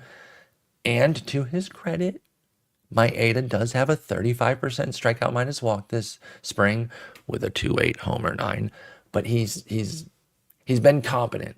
And so that they're like, we paid him. We're going to try to get some innings. Jobe can come up in the season, whatever. But I am a little bit annoyed by it. But anyway, Buehler. That's who I wanted to be in that 5th spot. If anyone was going to have to push Jobe for a little bit, I wanted it to be Walker Buehler. I was hoping that we could get the pillow deal for him. And instead he goes to Boston. They've got great pitching development as well. So I understand why he went out there. Is he going to make the most of it? Because honestly, until that last like 10, 12 innings of the World Series, we weren't really seeing Buehler. I think people might forget, if you only remember the end of the season last year in the playoffs, he sucked. He was bad, like outright bad last year. Can he get back on track? It was his return from TJ, though, which we do allow some funkiness to. Are we ready to go with Walker Buehler? I wish the discount was a little bit more, but I really like what I'm seeing in spring. So for those who have not been following along on Walker Buehler, he's at least in spring, he is throwing the 4-seamer less and throwing the cutter more. And it looks really good. And this is in line with kind of the philosophy of the Red Sox that has been so successful for them in recent seasons under Andrew Bailey as the pitching coach. And if you listen to the podcast, you know how much I love Andrew Bailey as the pitching coach. He just did amazing things in San Francisco and is now doing amazing things in Boston. I'm kind of in on Buehler, and I should probably I don't know that my projections even say that. And so I may need to rework his projection a little bit because I'm not even seeing where he is on my sheet. So, by the way, I'm prescient. On March 4th, I mentioned in my write-up, I said, I think a big show, like he was going mid 200s, around 240, 250 at that time. And I said a big spring will probably push him inside the top 200. And frankly, I wouldn't be averse to getting in at that level if assuming the appropriate signs were there in his theoretical performance, because he hadn't really gotten going in spring yet. Yeah. They've been there, 28% K, 3% walk. You mentioned pitch changes to go with it. Like, I think we're seeing the markers that we want out of Walker Buehler to buy back in. He's a guy I've always loved. It's a price. It is pricey. You're right. He's a classic wide awake sleeper. People think he's like their sneak guy. No, you're not sneaking. It's pick 200. Mm-mm. Like that's a real pick. He's going around Zach Eflin, who we both really like. Now Yeah, that's a different team build there. So I will yeah. let you just kind of say it depends on what my team looks like there. But what about against somebody like Shane Boz, Taj Bradley, and a guy we're going to talk about in this tier, Nick Lodolo? Who's your favorite of the four there with Walker Buehler? I think it's 'Cause- Lodolo, but I think it's really depends on my build. I think here's my issue with Bueller and why I have not pulled the trigger on him this season is in order for Bueller to be as valuable as he can be, it really comes down to volume. And I just don't know where we can project the volume to be uh in this season kind of coming back, right? Like he Sure. did pitch last year, which gives me a lot more confidence. But like So are I think we it's all really systems go, right? I After think it 75 should innings last year. I think it should be. But are we really like would you be confident projecting 160 innings? Kind of, yeah. I mean, if like he could get hurt, but I don't think he has to be extremely managed for Walker Buehler. I projected him for 145, which I So feel you're like in line is, with projections, with the yeah. projection systems. So, but part of me wonders if shortchanging him a little bit, and then I do wonder if like maybe I should be giving him where did I have I lost Bueller for a second. Oh Bueller, no, Bueller. I'm wondering if I'm shortchanging him in the ERA. I've got him for like almost a 4 ERA. I mean, the projection systems have him for higher than that. They're putting him in the mid fours because the last 2 years have been so bad for Bueller that they're kind of going off that. And that's injury guys are tough for projection systems because they don't know that he's throwing his cutter more and that he's with a team that knows how to develop pitchers really well. So I wow. get it. Okay, so I think where the disconnect, one of the major disconnects between the projection systems and me is the strikeout rate. They're all Very low. very low. I mean, they're taking the last 2 years, right? Like he hasn't been good in. But he was hurt. Like I know, I like, agree, and that's why I'm saying I don't buy it, but I also give the projection systems a little bit of a pass here. But you have to go in there. That's why you have to be careful Yeah. just taking projections at face value because it's going to miss on somebody like Bueller. Because if he returns, if he's ready to go, the projection systems are going to look comically bad on Bueller, right? Yeah, because I mean he's been like a 27% K guy like his entire career. If you don't look at those 200 seasons, and he is what he's like in spring. He's a 27.5% K guy. Yeah. Like he's. I think this is a fine price. I think you just got to be careful about the safety of the rest of your because like Right. I think It's he a is team one of build those guys, construction, team construction situation. Now you mentioned you take Lodolo. I'm moving him up the list here. And again, I think that Lodolo, Boz, and Taj also fit that same team construction narrative with Bueller, Yeah. whereas somebody like Eflin is if you want the volume piece, but he also goes around there. Let's see. Seth Lugo goes around there, right? So you have the two sides there. But let's say we're going for the upside shot. You said Lodolo's your guy. Can you sell me, man? Because I'm clearly out on the Cincinnati guys. I don't have Hunter Green doing what he did again last year. I told you Nick Martinez is a half pitcher to me, and I'm not in on Lodolo because not only can he not stay healthy, but when he is healthy, he has to pitch in that park, and he has not shown the ability I think, and that to is the handle hard that part. park. Like I is my issue. I always love the skills on Lodolo. Me too. And, I like, want to love Hunter Green too. I understand I'm looking I like do a hating too, ass yeah. bitch on Green because of where I rank him. Believe me, I'm rooting for him. And if he pops off again this year, you guys can throw pie in my face and say, you should have stuck with him. You're an idiot. I need to see it though. I need to see something more tangible than what he did last year for Green. And I need to see something at all for Lodolo. Like, I don't know what to grab onto here except for the strikeout minus walk. He gives up too many homers. Now it was down to 1 last year. I can live with that, but it's still in Cincinnati. So he still had a 4.76 ERA with a 3.78 Sierra. So there's I don't know, there's a world that it could all come together, but I don't know. It's not an unfair price point on Lodolo. He goes at 200 as well. It's 198 for Bueller, 200 for Lodolo. Are you sure you're Lodolo over Bueller though? Both injury concerns. both in hitter-friendly parks, but much more hitter-friendly for Lodolo. We've seen the heights from Bueller. We haven't seen them from Lodolo yet. I don't know if I am. Honestly, I really don't. Like I think in my head I'm more a Lodolo guy, or in my heart I'm more of a Lodolo guy, but in my head I probably should be a Bueller guy. I think for me, and maybe this is just everybody kind of in the industry and or in the fantasy community as a whole, is it's a little bit of the shiny new toy syndrome. Like, Sure. this is the present we got a few years ago, but our The parents said we shins. couldn't play with it. Like, we had to leave it in the box for some reason. Like, it's like an You're gonna action ruin the figure. value. Like, yeah, Yeah. exactly. You're gonna drag down the value. Like, we're finally getting to open Nick Little, or at least we think we are. Right. But And in fairness, we think we are with Bueller too. We don't know that either of them will stay healthy. It is a gamble. I'm going to take the gamble on Bueller though. He's been an ace before. And I think you're right, especially because if we say, hey, guys who get Tommy John and then pitch in their first season back, right? The following season, like, they should be just back somewhat to the guy they were, right? And in the honeymoon phase of, phase, so they're less likely to get hurt. And so if you're making me take a bet on who is going to have more volume in 2025, like, you have to go Bueller, right? I am. And and Bueller's on the better team in the better park.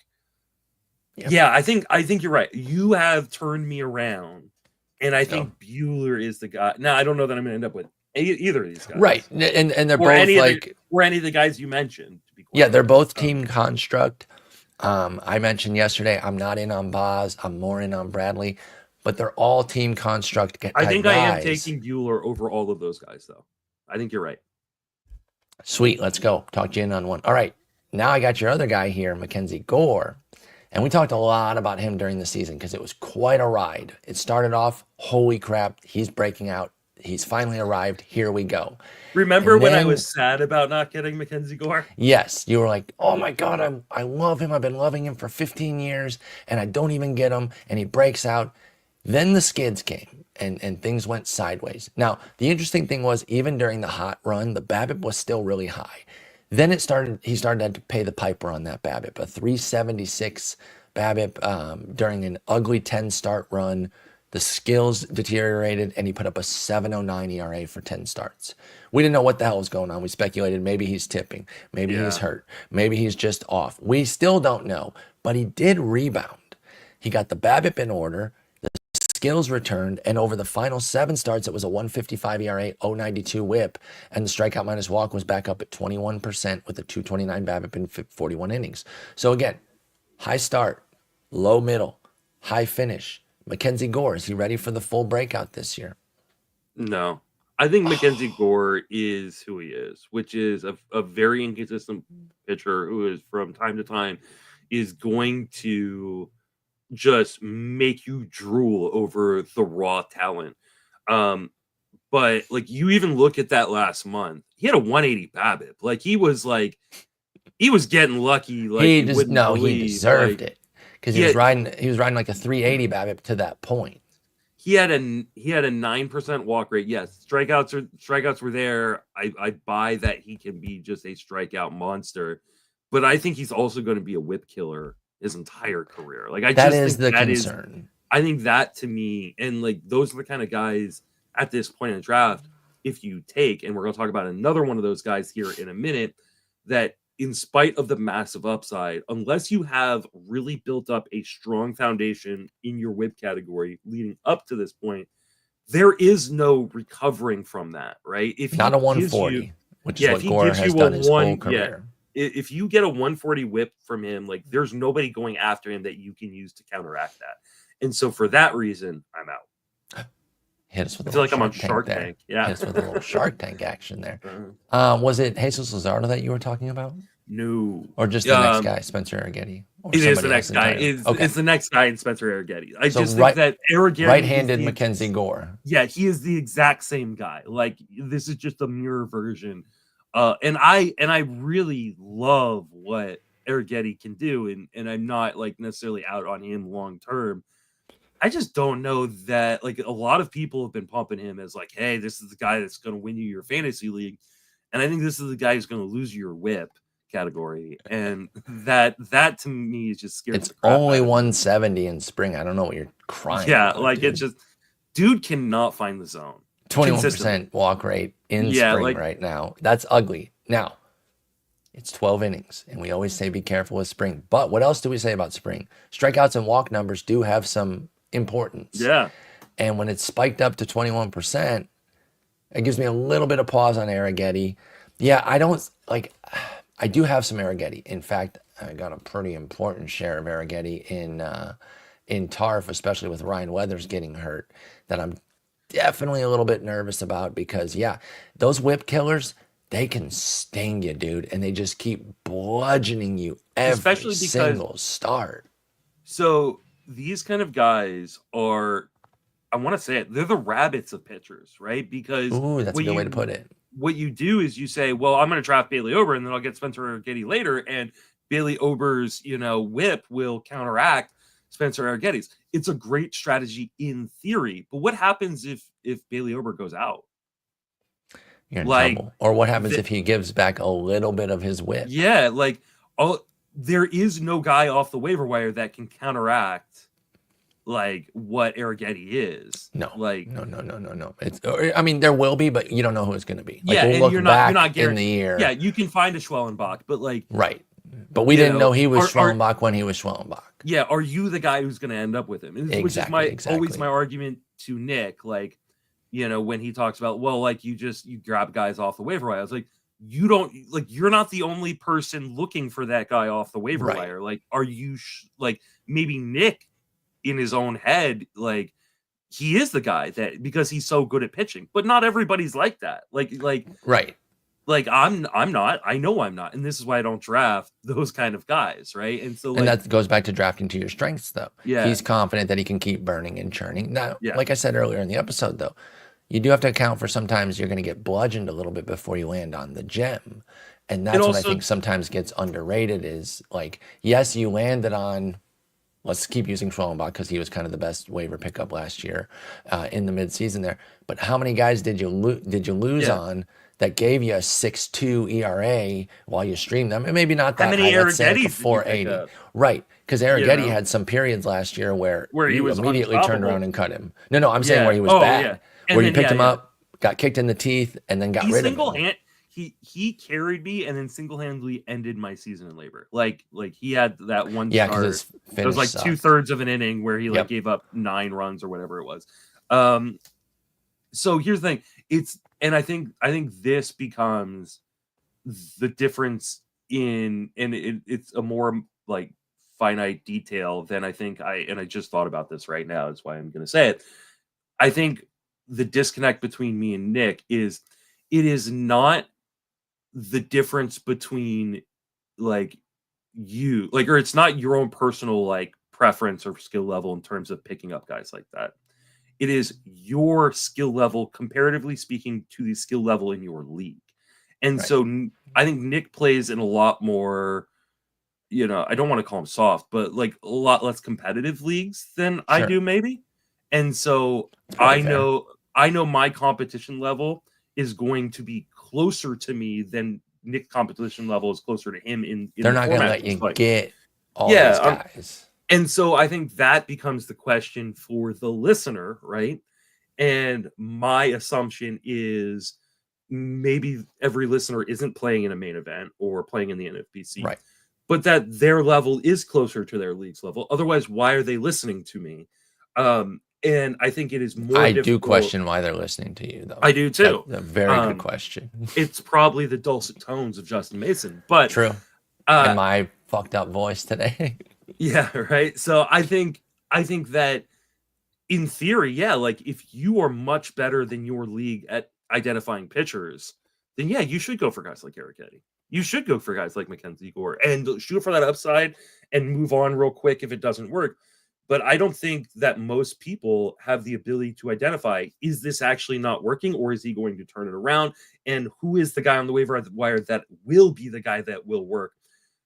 So like, to me, like, I think that it is much safer to stay away from the Arrighettis, stay away from the Gores, and draft more stable profiles. That's fair. And especially with those two, man, those whip killers. Woo. We've been talking about the opposite, the Nick Pavettas who can help your whip. You got to be careful with those whip killers because they can really get you. Jesus Luzardo out to Philly. Sneaky little move here. Now, it's not sneaky in terms of like they ripped him from the Marlins. They gave Starlin Caba. That's a nice piece going back to the Marlins, but he's not going to contribute for a while. And their window's open right now. So to get a quality lefty who's got major upside, if he can stay healthy, which that has proven elusive for Mr. Luzardo coming off of 67 innings, but he had 180 the year before, $179. We'll give him credit.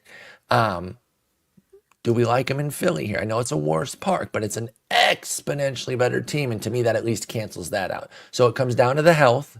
Do you think he's going to stay healthy? Are you willing to take the shot on Luzardo? Because I know it comes down to health. You don't need to say that, but are you willing to go for that shot with Luzardo? It really comes down to health. God damn it, dude. Oh, man. I want to take the gamble. I feel like this is the first year like where Luzardo Pick 207, by the way. Sorry. He's right around Lodolo and Buehler in that same class that we're talking about here. I'm probably taking Buehler, but I think he goes over Lodolo for me because you've got the same health concerns, but you've got a little bit better park in Philly and a much better team in Philly.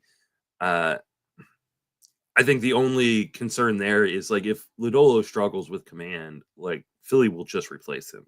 Like they already have six. Yes, Luzardo. They already have 6 starters, and Andrew Painter is going to be up mid-season. Yeah, not till mid-season though. Yeah, Why is he being drafted in main event? I mean, keep wasting picks, guys. But like, what are we doing? I don't know. Unless it's the gambit to draft and cut so that he's in the pool so that you can try to sneak. No, I'm just saying. Yeah, I don't think if it is. I can get behind that way more than I can actually thinking that you're going to hold him until July. Otherwise, that's insane. I think that Luzardo is a really, really interesting gamble. Obviously, team construct, right? Like if you have other high upside gambles that or high risk gambles like that, you probably don't want to add Luzardo to that. But I do think he's one of those guys again that you can cut when he gets injured and just kind of go from there. So I think you take the gamble. He's healthy right now. I think he lines up for a pretty good start. He's at Washington to start. It looks like. It's not that good. Christopher Sanchez is home versus Colorado. Oh yes, thank God. To start the season. That's gonna be wonderful. The Sanchez hype is getting out of control, but I'm also here for it. Like I'm in on it. Like I'm still. I know you and Joe talked about him, but like, oh my God. I mean, oh my God. To me, dude, in these last 4, he's picked 100. Okay, I didn't. I know, like that high. Yeah, it is. But I also believe it. I mean, I do. Did you I read do too. Zimmerman's bold predictions? Yes. Yeah, I don't disagree with him. Like, I think he could be a top 3 starter in baseball. But like, I can't. I don't know if I can draft him there, but. The whole point was, why take Fromber? Just take Sanchez. But if they're drafted right next to each other, no, Fromber's actually still 40 picks higher. So it is still a substantial difference between them. The hard part for me is like Sanchez versus Robbie Ray. Like that is. And for me, it's a different lefty. It's McClanahan versus Sanchez. So we've got our lefties there that we're interested in. But Luzardo, interesting lefty, pick 200. Not a bad fine gamble. With it. Yeah, I'm fine with it. Looks good in spring. Like I know the I know the like surface numbers. Like people are like, he looks good in spring. He's at a 7.88 ERA. I don't give a shit. Like 28% strikeout minus walk or whatever it is. I saw it last night. Yeah, he's got a 26% strikeout minus walk. That's all you need. Yeah, like I think he's going to be fine while he's healthy. It's just how long will he be healthy for? Yep. Do we, as an industry, overrate or underrate guys that have a great first half, bad second half? Like, do we overrate second halves? Maybe that's the better way to put it. Positive or negative. Because Tanner Houck was a god in the first half. All-star, dominant, cratered in the second half. Does that mean the first half wasn't real? Is it just recency bias? Is it just classic recency bias? Or was he a first half fraud and he came back to earth and thus jumping off the train on Hauk is the right move? Where do you come out on somebody like that? I think you just take a case by case basis.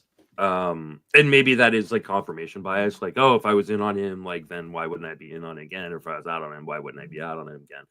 Uh, but I think Hauk for me is just like a classic example of a guy that struggles with repeating his mechanics. And so I think you are going to have like these uh, times in which he can't repeat the results from start to start, and Right. will have cold stretches.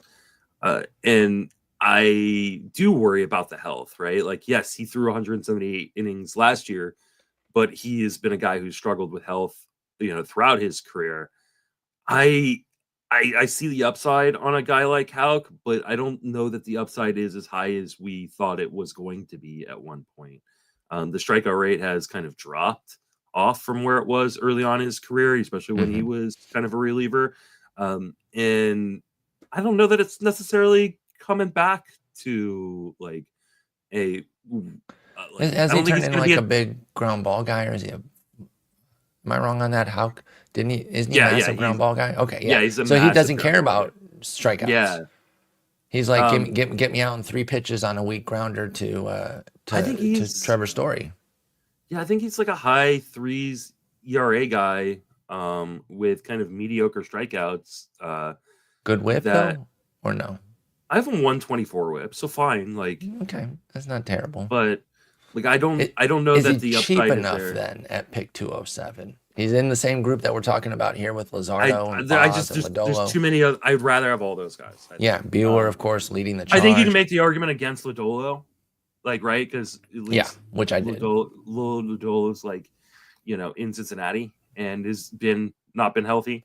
So, but I'm taking Bueller. I'm taking Luzardo. Yeah, I think I'm taking the rest of those guys. Okay, I switched the board on you. I'm probably taking Lodolo too. You are. I switched the board on you. Clark Schmidt was next. I moved him down to bump Reese Olson Let's talk about your boy. because he's in this group too, by the way. So ADP Yeah. is right in the same 207. So he's in line with all these guys here. This is finally a boost, but all draft season, Reese Olson was criminally underrated, and I was happy to jump on it. I will still pay the premium. I think pick 200 is still fair for Reese Olson. Sounds like you're about to talk some shit, though, so let's hear it. Oh no, I've come around to Oh, Reese Olson. okay. I thought you were going to say, let's talk about your boy. He sucks, blah, blah, blah, blah. No, I like, is he not the classic player type I've been talking about here? A little bit of an elevated ERA. Not even that high. It was 353 last year, but 399 the year before. So add it all up. He has 216 innings up, a 375 ERA, but a 115 whip. 16% strikeout minus walk is solid. And he's shown some swing and miss capability that says that maybe 23% on his strikeout rate is a little bit light. Now, it's not some gaudy swing and miss. It's 12, 13% swing and strike rates, but that can get him into the 25, 26% range as far as I'm concerned. I think Olson has some upside. And you know where I think his most upside is volume. I think this could be the year that we get a buck 60, buck 70 out of him. The Tigers, you can't run pitching chaos for a whole season. They need somebody behind Skubal that can pitch innings. Flaherty's obviously going to be one of those guys as long as he's healthy. But I think Olson could be a hell of a number 3 for my Tigers. What do you think? Yeah, I've never been in on Reese Olson because I've always looked at him as a kind of he's mediocre innings eater that hasn't shown that he can eat innings. But I think I undersold the stuff a little bit. I think the strikeout rate will continue to tick up. It's 26% in spring right now with a 2.5% walk rate, and I think he will volume more this year. I think I have him projected for 150. Which, as a median projection is saying like, hey, I think he could pretty reasonably get to 160, 170. There is a little downside that he could be like a 130, 140 guy, but like, I think he's one of those guys that has a really safe floor, like especially in Detroit where it's such a great place to pitch and on a team that I think is just going to get better and better. So, uh, I really like Reese Olson as kind of a glue guy, and I don't think that he is I don't think he's going too expensive. I think that is the Nope. perfect spot for him. Honestly, of the guys we've talked about today, I think he's my favorite, I or at love him. least from this tier. Yeah. So yeah, I think he's my favorite out of this tier. I think he is mine too. 60-second pitcher off the board, and I got him ranked 46th. I'm just, call it homerism if you want. I don't think it is. I think it's just a quality guy that they continue to, take the progressive steps with. Just over 100 innings the last 2 years. It would be a big jump to get to 160, but not crazy. We see guys get 50 inning jumps a lot. And he's 25 years old. It's time. If he stays healthy, I think Reese Olson is an every fifth day guy for the Tigers. Absolutely. Now we go to Clark Schmidt, who has not been able to dodge the injury bug that is just ravaging that team. Almost makes you feel enough to feel sorry for them. Almost. Shoulder will not be built up in time to start the season. What are we doing with Clarky? I know in NFBC leagues you're probably going to say you're out. He has dropped down to pick 262. Is that a deep enough discount? Now he's going with someone like Dustin May. Like, how many innings you got for May? Yeah, but I'm not drafting May either. Probably. Okay. Fair enough. But what do you think of Clark Schmidt then? Go ahead. In a 10 or a 12, I think I'd take the gamble on Schmidt. I think I'd take the gamble on May. But in a 15, I'm probably not. And even deeper 12s, I'm probably not. I don't know. Like, this does feel like another one of these guys that we're kind of just been waiting to open the present on. He was like peeled the wrapping paper last year for 80 innings and saw that it might be the action figure we want, but we couldn't quite tell. Yeah, exactly. And I feel like he's always the guy that everybody gets really excited about right before drafts. And so now that we're kind of in the opposite end of the spectrum where people are backing off, like I almost say, like, maybe in IL leagues, maybe I should take the gamble because the ADP is dropping. And just kind of stash and wait. But like in NFBC, like I'm definitely not drafting. So he won't end up on any of my teams. But I think in IL leagues, I think this is the guy that I would rather have over Darvish, right? Like I think there is totally fine with that. Yeah, I think there's a better chance that you're going to get some production from Clark Schmidt and that he could pop. And he's on the Yankees, which just gives you so much win potential. In IL leagues, I think I'm willing to take the gamble and stash him here. But in non-IL leagues, or if you only have one IL spot, probably not. Yeah, and again, we're very NFBC centric here. We try to talk about other things that people are playing, so we're not just alienating people who don't play NFBC. But I ain't taking him in the main. No. Unless Clark Schmidt like sets a new max. His max the last 4 drafts is 285. Unless he's coming at me 286, excuse me. At post pick 300, I don't see how I'm getting there. And even then, I'm not 100% sure I would do it. I want guys that are ready to go. I want to clarify something you've been saying, right? Because you've said a few times on the pod today, like we're NFBC centric. I don't know that we're NFBC centric, but we do see things from an NFBC lens. And that isn't because we're saying like, oh, that is the place everybody plays. No. But it's where the best competition is, right? And so if you were playing and then we branch out from there. If you were playing against good competition or like comparative competition to yourself, looking through things from that kind of lens, I think is really important. If you're playing against a bunch of bums, right? Then you can do a lot of things differently than what we're talking about. You can play a lot crazier because you've already got a leg up on them. But if you're playing against people who are as competitive as you, no matter what that is on the end of the spectrum, like it. Then I think you want to play a little smarter.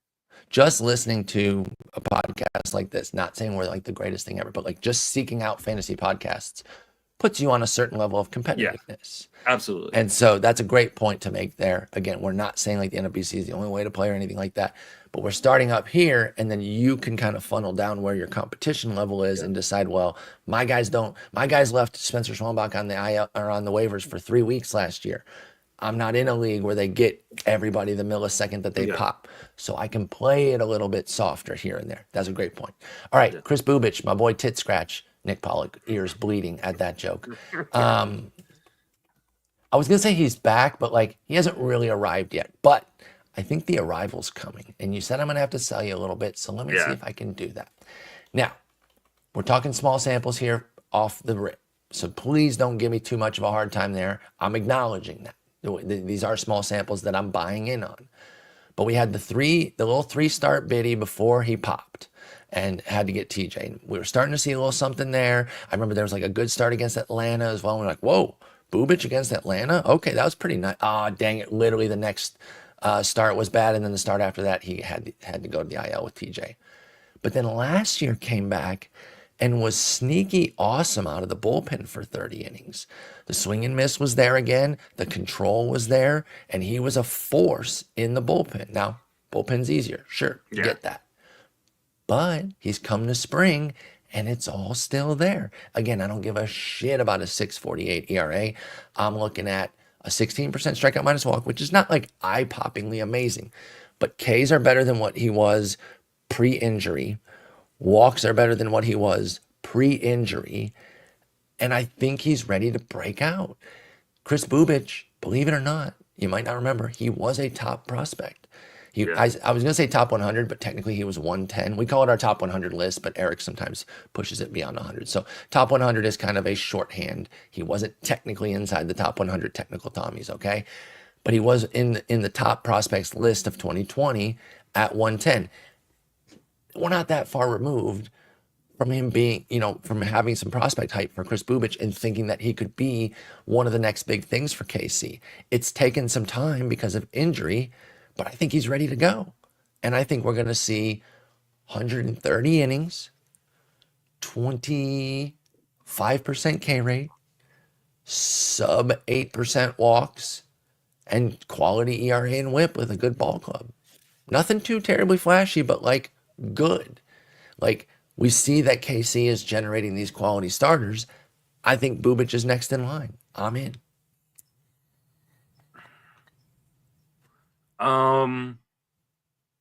Yeah, I could see it. I think my biggest concern isn't the skills. My biggest concern is volume. Like I just don't know how to project him. But how much? Okay, you've been saying volume a lot today.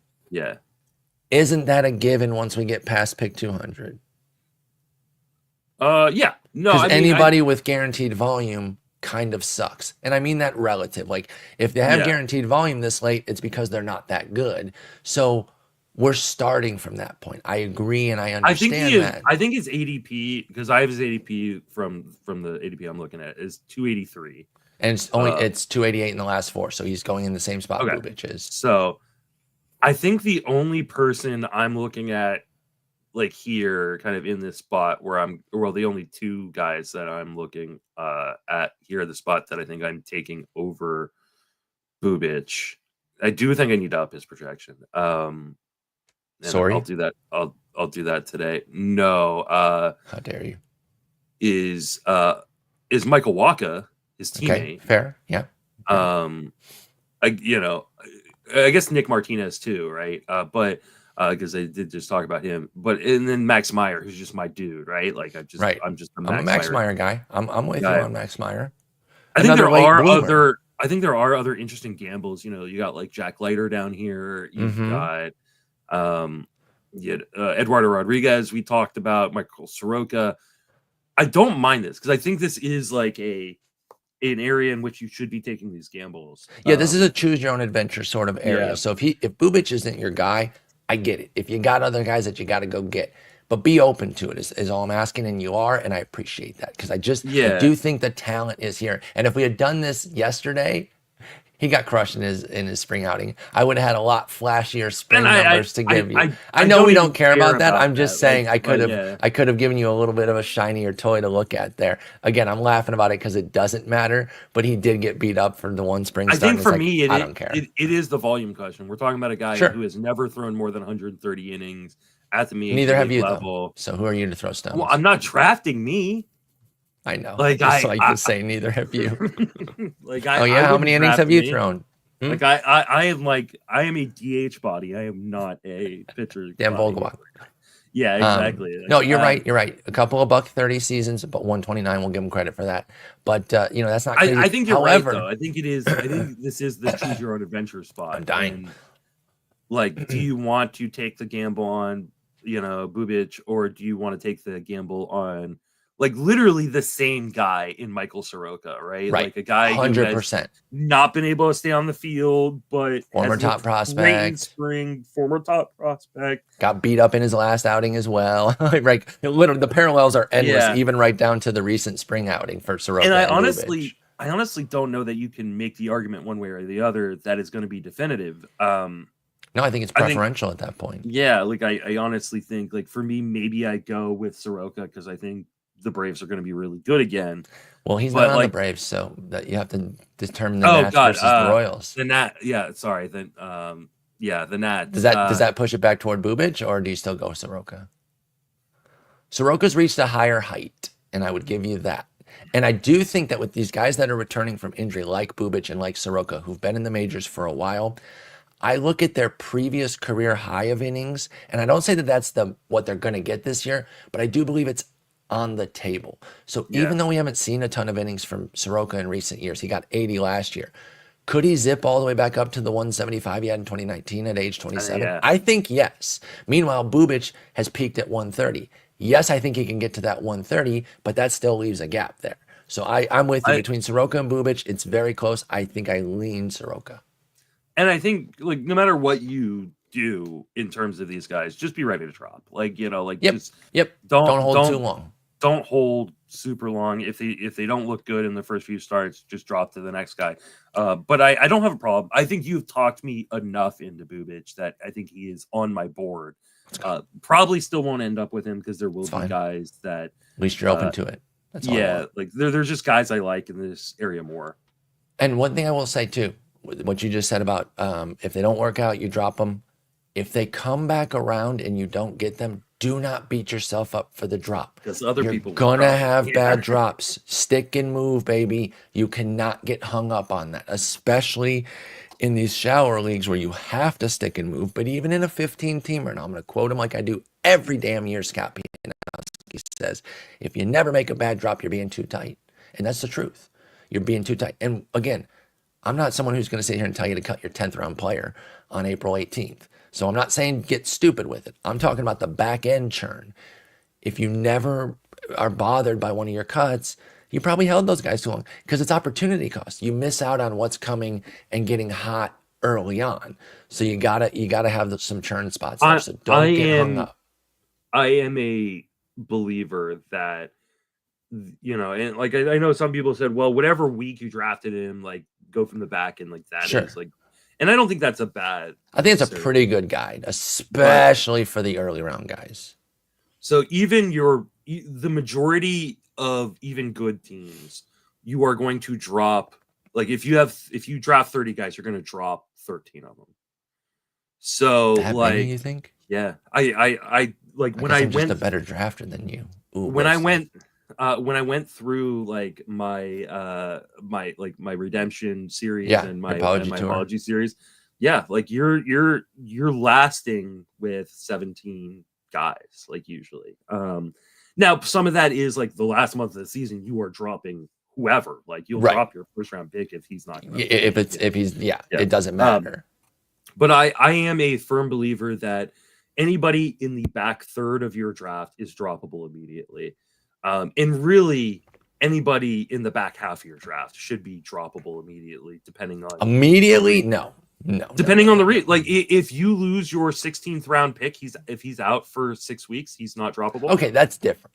No, but I'm saying like a 6+ week injury does kind of put anybody on the chopping block. But that's why you drop guys a lot of times. Like, if so like I have no problem like even in a 15-team league dropping a guy that I drafted at pick 250. Like I think all those guys are replaceable and you want to turn those spots if you need to. I'm not saying you should drop them. I'm saying you can't. But you got to be open to it. And again, don't beat yourself up if they come back around. For one, you'll have a chance. Like you can get them back. But for two, like think about what you picked up too, especially if you picked up a gem and you're like, oh, dude, I freaking cut Bubic. And then he came back around 3 weeks later. That's okay.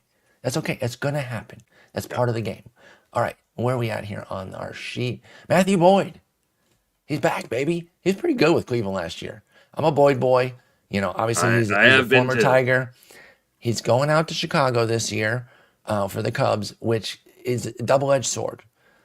when the wind's blowing in, it's going to help his home run issue.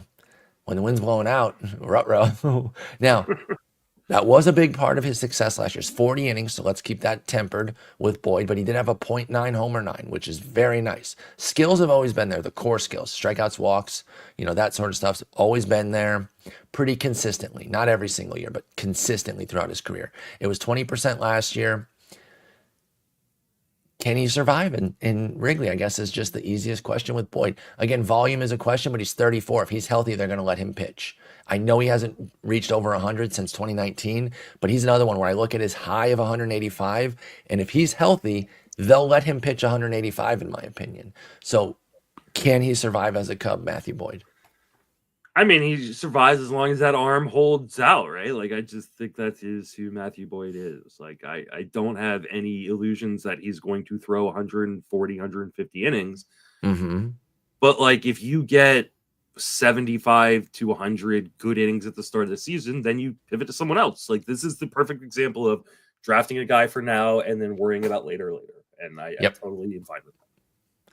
So, I took him in TGFBI. Yeah. Which finally finished. We had a pretty decent pace. I was definitely. I'm sure there's TGFBI still going, right? I think they're all done now. Oh, good. I can double check, but I think. But yeah, Matthew Boyd is like pick 300. Like it's not killing you to take the shot. No, Nick Martinez. I think the only issue is like again all those guys that I just mentioned. Right. Are still on the board. Yeah, like Max Meyer's still there. And this is why I really, really hope I get information, but I don't think I'm gonna before tomorrow. But like, if Tyler McGill is the 5th starter, I want those 2 Miami starts over somebody like Boyd. And that's another thing too. As you get with these later picks, not just with this Marlins Mets thing that I've been talking about, but with the schedule in general, you should start playing some short-term stuff to have an early, quick decision and say, hey, because here's the thing. You take Matthew Boyd, and I'm actually looking it up right now, but like, let's say he sets up for a trip to the Dodgers. Now, he won't because I don't think they're playing the Dodgers right after they played them in Korea, but I'm just in Japan. Actually, he's going to the Athletics, which that park versus that team, I don't know. That's not terrible. That's not terrible. I don't know. Well, actually, pardon me. Is it in Sacramento? But pardon me. No, I might be wrong. They have 4 against Arizona. He's a top 4 starter. He's not the 5, right? Colin Ray's the 5. So he's going to Arizona. Not much better, by the way. Better park. That's what I was going to say. Better park, but much more difficult lineup. Yeah, I don't think I'm starting. Do you like Boyd for that first start? I'd rather draft Alex Vesia and then drop Vesia. Take that, yeah. I think that's steal the save. Yeah, 1, 2, 3, 4, 5, and then he'll. Especially because you can't use him for the opening weekend more than likely. Like right, I got this for you too. You're not going to love it. The second start, if Boyd is the number 4, it's at Arizona and then home to San Diego. No thanks. So, I think with this group of guys here, and we've had a few different pockets where we like 5, 6, 7, 8 guys. I think you need to do the legwork to try to map out the early season. Now, you can't do it perfectly because these are 3s, 4s, and 5s, and we don't know exactly where they're going to line up. So you take your best guess. How does the schedule look? And maybe start to let that be a tiebreaker. Again, I'm going to lean on this Mets example because they get Marlins twice early, that if you are a Canning, Peterson, McGill guy, and they go in a little bit different areas, so map that out, that can be the tiebreaker over your Hayden Birdsong or Kumar Rocker if the schedule doesn't line up for those dudes. And in this case, Matthew Boyd's on the outside looking in with a trip to Arizona and home to San Diego. So he's moved down for me a little bit amongst that group of guys that he's going near. Yeah. All right, let's finish up with Jackson Jobe. We talked a little bit about him briefly there when I was giving off the whole list of names that we were going to go through here.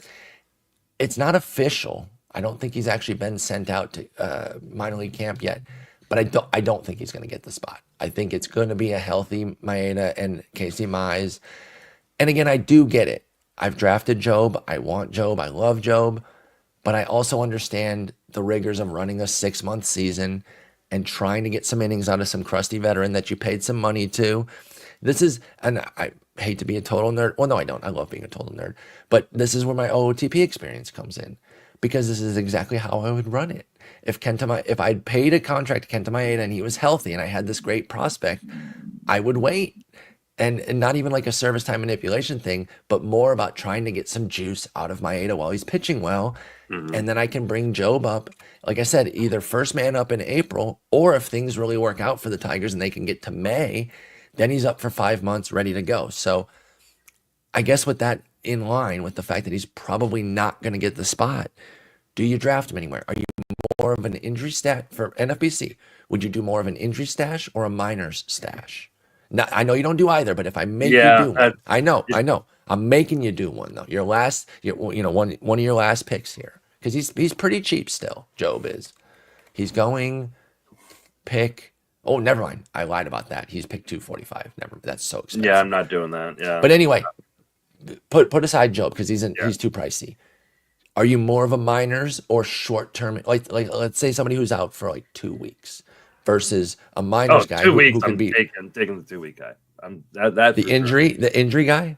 Yeah, I'm taking the 2 week injury guy. Even Now even if it's you're like, oh, I wish I had a better example because like I want to say like okay. Zebby So Matthews, who I think is first man up for Minnesota, it could versus be David like Festa though. Like I that's true. That's true. yeah. But versus like Tobias Myers, who's not expected to have like a huge. That's a tough one though, because I think Myers Yeah, or I don't. Matthews is just better than Zebby, Yeah, or I I mean think Tobias.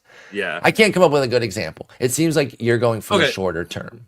Okay, so it depends on whether we're talking about a hitter or a pitcher, right? It's a pitching episode, so we're talking about pitching. Well, no, but I'm just saying from a general strategical standpoint, right? Mm, Uh, I am much more likely to take the stash play on the injured hitter because I right. don't worry as much about that being a long term issue as That's I fair. am on an injured pitcher. So if we're talking pitching, then yes, I am much more likely to stash a Bubba Chandler or a Zebby Matthews or a David Festa over a guy like Hugh Darvish because I think the probability that I get 0 innings from Hugh Darvish It's too is high. much higher than I get 0 innings from any of those other guys. Got So, it. No, I'm totally chill with that. And it's tough. Again, but I'm we are not also the less likely to just do it at all, we're right? not the stash types, right? Yeah, We're just really because not. what I'd rather do is take a shot on that guy who might pop or the closer who might find a role. Yes. Um, and kind of take the gamble that way, right? If I'm stashing a player, I'd rather stash the guy at the major league level. Yeah, I totally get that. Because you just never know with the minors. Yeah. We say first man up and we don't know. Like I said, Zebby, and you instantly counter with Festa, which I agree with. I get Yeah. it. Like he could be the first man up. Because yeah, Zebby had a better spring, but like that might not matter once the season starts. They Yeah, might just say, we always say like we don't care about spring numbers, like, right. but And like so yeah. I'm not going to overrate it and say, no, Zebby has to be the first man up because look at his spring. They'll be like, who gives a shit? So, no, I think you make a good point there. I love Job. I've already got 2 shares. I'll have to live with those. One of them's in Tarf. Now, God, I know you said you want to wrap it up, I have to but pee so badly. Who do you okay, want to talk about? I was just gonna say I think we can get through this next tier in like 15 minutes because All right, I'm hang on. I You talk about the 2 Woodruff and Myers, the 2 Brewers, and I'll go pee and we'll do it. But I have to pee okay. so badly. I'll be right Okay. back. Yeah. All right. So I love Brandon Woodruff, and I want Brandon Woodruff to be the guy that he is. We just don't know if he is going to be. And we don't know when he's going to be ready. I just have a hard time betting on a guy like Brandon Woodruff to kind of going back to being the guy he was after missing all of 2024 and only throwing 67 innings in 2023. I think I will be a Brandon Woodruff guy in 2026. But in 2025, I just have a really hard time betting on a guy like Brandon Woodruff. A guy like Tobias Myers, to me, is too boring to bet on, considering he's starting the year on the IL with an oblique strain. Like, he's probably going to miss 6 to 8 weeks.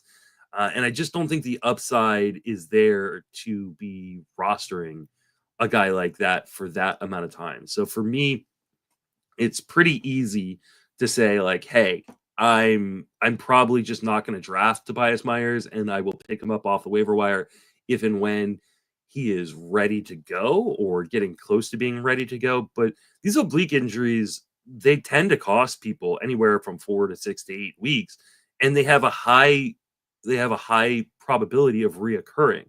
and shutting a guy down for longer. So for me, a guy like Tobias Myers just isn't going to be on my board. A guy like Brandon Woodruff just isn't going to be on my board at this point in draft season. I just don't know that you're going to get enough out of them, at least early on. But really, like, I just don't know that they're difference makers this year. Guys, I think did Woodruff. he say anything bad about Brandon Woodruff? You have to tell me if he did. I did. I mean, not bad. I just know. said, like, I want Brandon Woodruff to be good. Yeah, but I can't bet on it for this year. Like, No, he I only agree. threw 67 innings in 2023. He didn't throw any innings last year.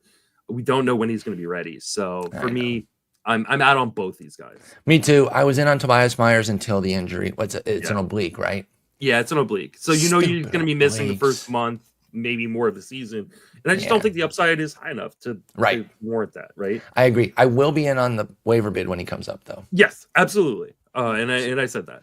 And then I think you can just say virtually the same thing for the next two guys, right? Like, right, I this love is kind Sean of an Manaea. injury tier. Yeah, and this is why I said we can get through this really, really fast. Like, I love Sean Manaea, but I don't know when he's going to be ready. I ain't paying $250 to hold him. No, pick $250 in the main right now to hold. No, Sean Manaea. No way. Weathers is off the board. He just got hurt. I think Weathers goes in the Darvish bucket, right? Like, yep, I just don't know what we're gonna get. Ranger Suarez, your boy, dealing with a back. You like your Ranger Suarez guy, right? I don't dislike him, but he's dealing with a back right now. Is that enough to push him down for you? He is going pick 280. Now, I don't know how much of this is in. Well, he's got a max of 300. So 273, I should say, not 280. 273 for Ranger Suarez, max of 300. He's not on the IL, though. He's playing catch today. Back, quote unquote, felt a lot better. Would you take a shot? I mean, you're going to have some information probably during your next drafts and auctions that could maybe change this. Probably not. Like, well, why invite the issue? He's one of those guys you need him to volume because he doesn't get the large strikeouts. And if he's dealing with a back issue already, are we really comfortable with that volume? And then he's also kind of a whip killer. What you really need is to catch his magic run, which he'll have every year. And but then catch it off the wire. Catch it off the wire and then get out when things turn. Now, that's easier said than done. I'm not sitting here saying, like, I've identified every time that Ranger Suarez has pumpkined again. But if you can get that, if you can take the Cinderella run and then get out for the pumpkining, that's the way to play it with Ranger Suarez. Grayson Rodriguez, completely off our boards. What is the latest update on him? Let me take a look. What about IL leagues while I'm looking up the latest injury? Let's say 5+ IL spots. Are you getting a Grayson anywhere? Because he's probably not terribly expensive. He is $312 in the main. I could see him being a little bit more expensive in IL leagues just because you can stash him. Let's say he's like $280. Is there a world where you're taking the Grayson shot there? He's throwing from 75 feet right now. No. I think at best case scenario, he's back in June. I just don't think you can hold him for that long. And worst case scenario, he is one of those guys that you get 0 innings from. And I just don't think it's worth stashing that. I don't disagree. And I've not taken, and I'm very bummed about it too, because I was big on Grayson Rodriguez coming into the year. And what did I say in my profile? The only thing that's been elusive for him is health. And he freaking got hurt weeks after I wrote that. Max Meyer, you've already alluded to him a few different times today as somebody that you really like. Now, you spend all episode talking about volume and scary guys, and now you're going to tell me how much you like Max Meyer? What's going on with that? How many innings you got this guy for? I mean, I've got him for like 140, so like it's not a massive, but I think he's just your gamble at pick 300. You draft the volume guy so you can take these shots later, right? Like, because you're not expecting volume from a guy you're drafting in the 20th round. Like this is where you take the gambles and hope it pops, because if he doesn't, you don't worry about it. It's the ones that you have to take in the 10th round. The Striders, right? The McClanahan's, like those are the ones that they have to pop in order for you to actually make it work. I'd much rather take these guys in the back half of the draft that, hey, if it doesn't work out, it doesn't work out, but I know I got my volume up front. You said some positive things about Jeffrey Springs. Are you not concerned with him moving out to Sacramento? I've kind of soured on him a little bit. I'm not as concerned. He's also going pick 260, so sure. I'm not like but he's in that zone, and he had a hefty home road split last year. I'm checking if he had one in 2023 as well. Has he just been a product of the Trop? 2023. Oh, 2023 is when he missed a bunch of time. Yeah. 2022. Okay, he took his show on the road in 2022. Yeah. So he I has shown that think he he's just can a find good success on pitcher. the road. Like I honestly think he is just a good pitcher. Like this is a guy who, when he was healthy, just looked like. So you like Springs for the Athletics? Yeah, I absolutely like Springs for the Okay. Athletics. Yeah, he is. So of my drafts, of my share drafts, he is my most. He is well. Holy shit! He is tied for my most drafted pitcher. Okay.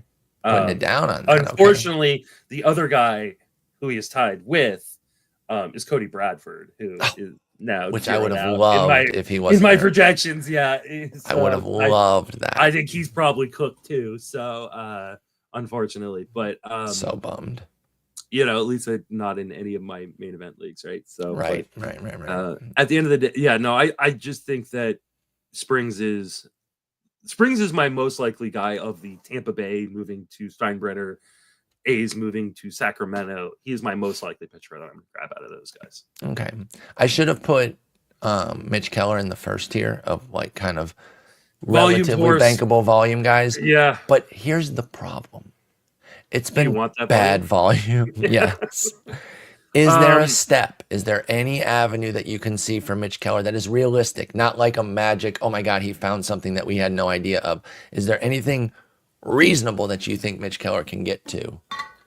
No, I think he is who he is. I think he's a guy who he will volume strikeouts. So if you need strikeouts late, like I guess you go for a guy like Mitch Keller because you know he can volume it, but you better have damn safe ratios because he will hurt those. Let me see if he's a home-only guy for us at least, but being in PNC. Well, he's certainly better at home, but I don't know that it's like awesome. Yeah, it's not that good. Let me look by year real quick because I was looking at the composite. Okay, actually, yes. The last 3 years, 372, 290, 308 with whips of 140. So the 2022 was not that good. It was a cosmetically decent ERA, but then a 140 whip. But then the last 2 years, 290, 106 ERA whip, and then 308, 117 for Mitch Keller at home. So maybe he's just a home-only streamer for 90 innings. Yeah. Which that's fine. Yeah. He is pick 280. Why doesn't he go past pick 300? I don't know. Who's picking him in the volume? The volume brings his projection up. That's what volume. It is bad volume. I don't want now, this max at 336, I'd pay that for Keller. I'd take the 90 innings for that. Yeah. 336 puts him around Chris Bassett, Jamison Tyon, Hayden Wesneski. Guys that Erod? Honestly, I'd take any of the other three I just said too. Yeah, so actually maybe not. Maybe not. Not taking him. Yeah. Maybe 336 isn't even cheap enough because Soroka's here. Morton, you mentioned. Erod, never mind. Sorry, Mitch Keller. I want to. I used to be a Mitch Keller guy. I gave it enough of a shot. I took enough whip hit. We've never seen the full thing from his prospect pedigree. And nope. We certainly haven't. Yeah. All right, David Peterson. I've been talking about these Mets the whole time. If he's the fifth starter, he gets double Miami. Let's not worry about that. What is David Peterson on his face? Because I actually think he's going to be the number 3. So I think it's going to be Canning or McGill. Well, unless it's Senga like we have in roster resource that gets the 5th spot. But what is Peterson? Is this finally the time for him to get a full unencumbered season? Probably not, but at least for the beginning it could be. So you take the beginning and you make it work later on. So I don't have a problem drafting David Peterson. I'm probably also not pick 280. What the hell? I'm like there's too many guys in this area that I like a lot. And I thought he was going to be like 320 when I was searching it up. Yeah. Jeez. The strikeouts had seemingly dried up while not like lowering the walk rate too. So like he's a bad whip guy. I don't know that he's got the strikeout upside that we saw in 22 and 23. I'm probably not drafting David Peterson. Yeah, now the only way I get him is if by tomorrow they say he's the 5th starter and I get the double Miami dip. Because here's the thing. McGill's 20 picks cheaper, and I think I like McGill straight up 1-to-1 if they had the same exact price point. Yeah. And my boy Griffin Canning is 60 picks cheaper. Yep. So of course I'd rather just take that. So yeah, I'm out on David Peterson. Sorry, D Pete. All right, we did get through that very quickly. Good call. Yeah, All told I you had to it do did. was use the only I reason saw I was so ending. many injured guys in that, and I was Yeah, all like, "Yeah, the I don't think it's the gonna take only me." reason I was ending was like I have to pee so bad. I got a squirrel bladder, but no, I'm good to go. All right, we got through a ton there. We got y'all pretty set up. Obviously, if you have your draft this weekend and there's anybody you have questions about, you guys can reach out to us on Twitter, Blue Sky, in the comments. I always answer comments, y'all. So if you comment on the I answer podcast, 0 comments, but I right. do answer my DMs. So I will absolutely, and you run the Discord, you run Patreon Yeah. too, so people can get a hold of you, but I handle the comments. And so if you have any questions about anybody that we did not talk about before your draft, we'll get to it. Otherwise, we're still going to finish the preview with these later guys because people have drafts next week, even into next weekend, because some people draft once all the dust has settled. I used to be in a league like that, and I didn't mind it. It was certainly an easier draft when you know every roster. So Yeah. like, there's pluses and minuses to it. And it does alleviate some of the volatility of roster, which I think kind of evens the playing field a little bit. I know people like to take those gambles and read the tea leaves of rosters, but I think there's merit to drafting the weekend after opening day. So no shade to any of those leagues that do that. All right, Justin, best of luck this weekend. Give us the rundown again on your drafts and where we can watch them. Okay, so you can watch them Times all, too, please.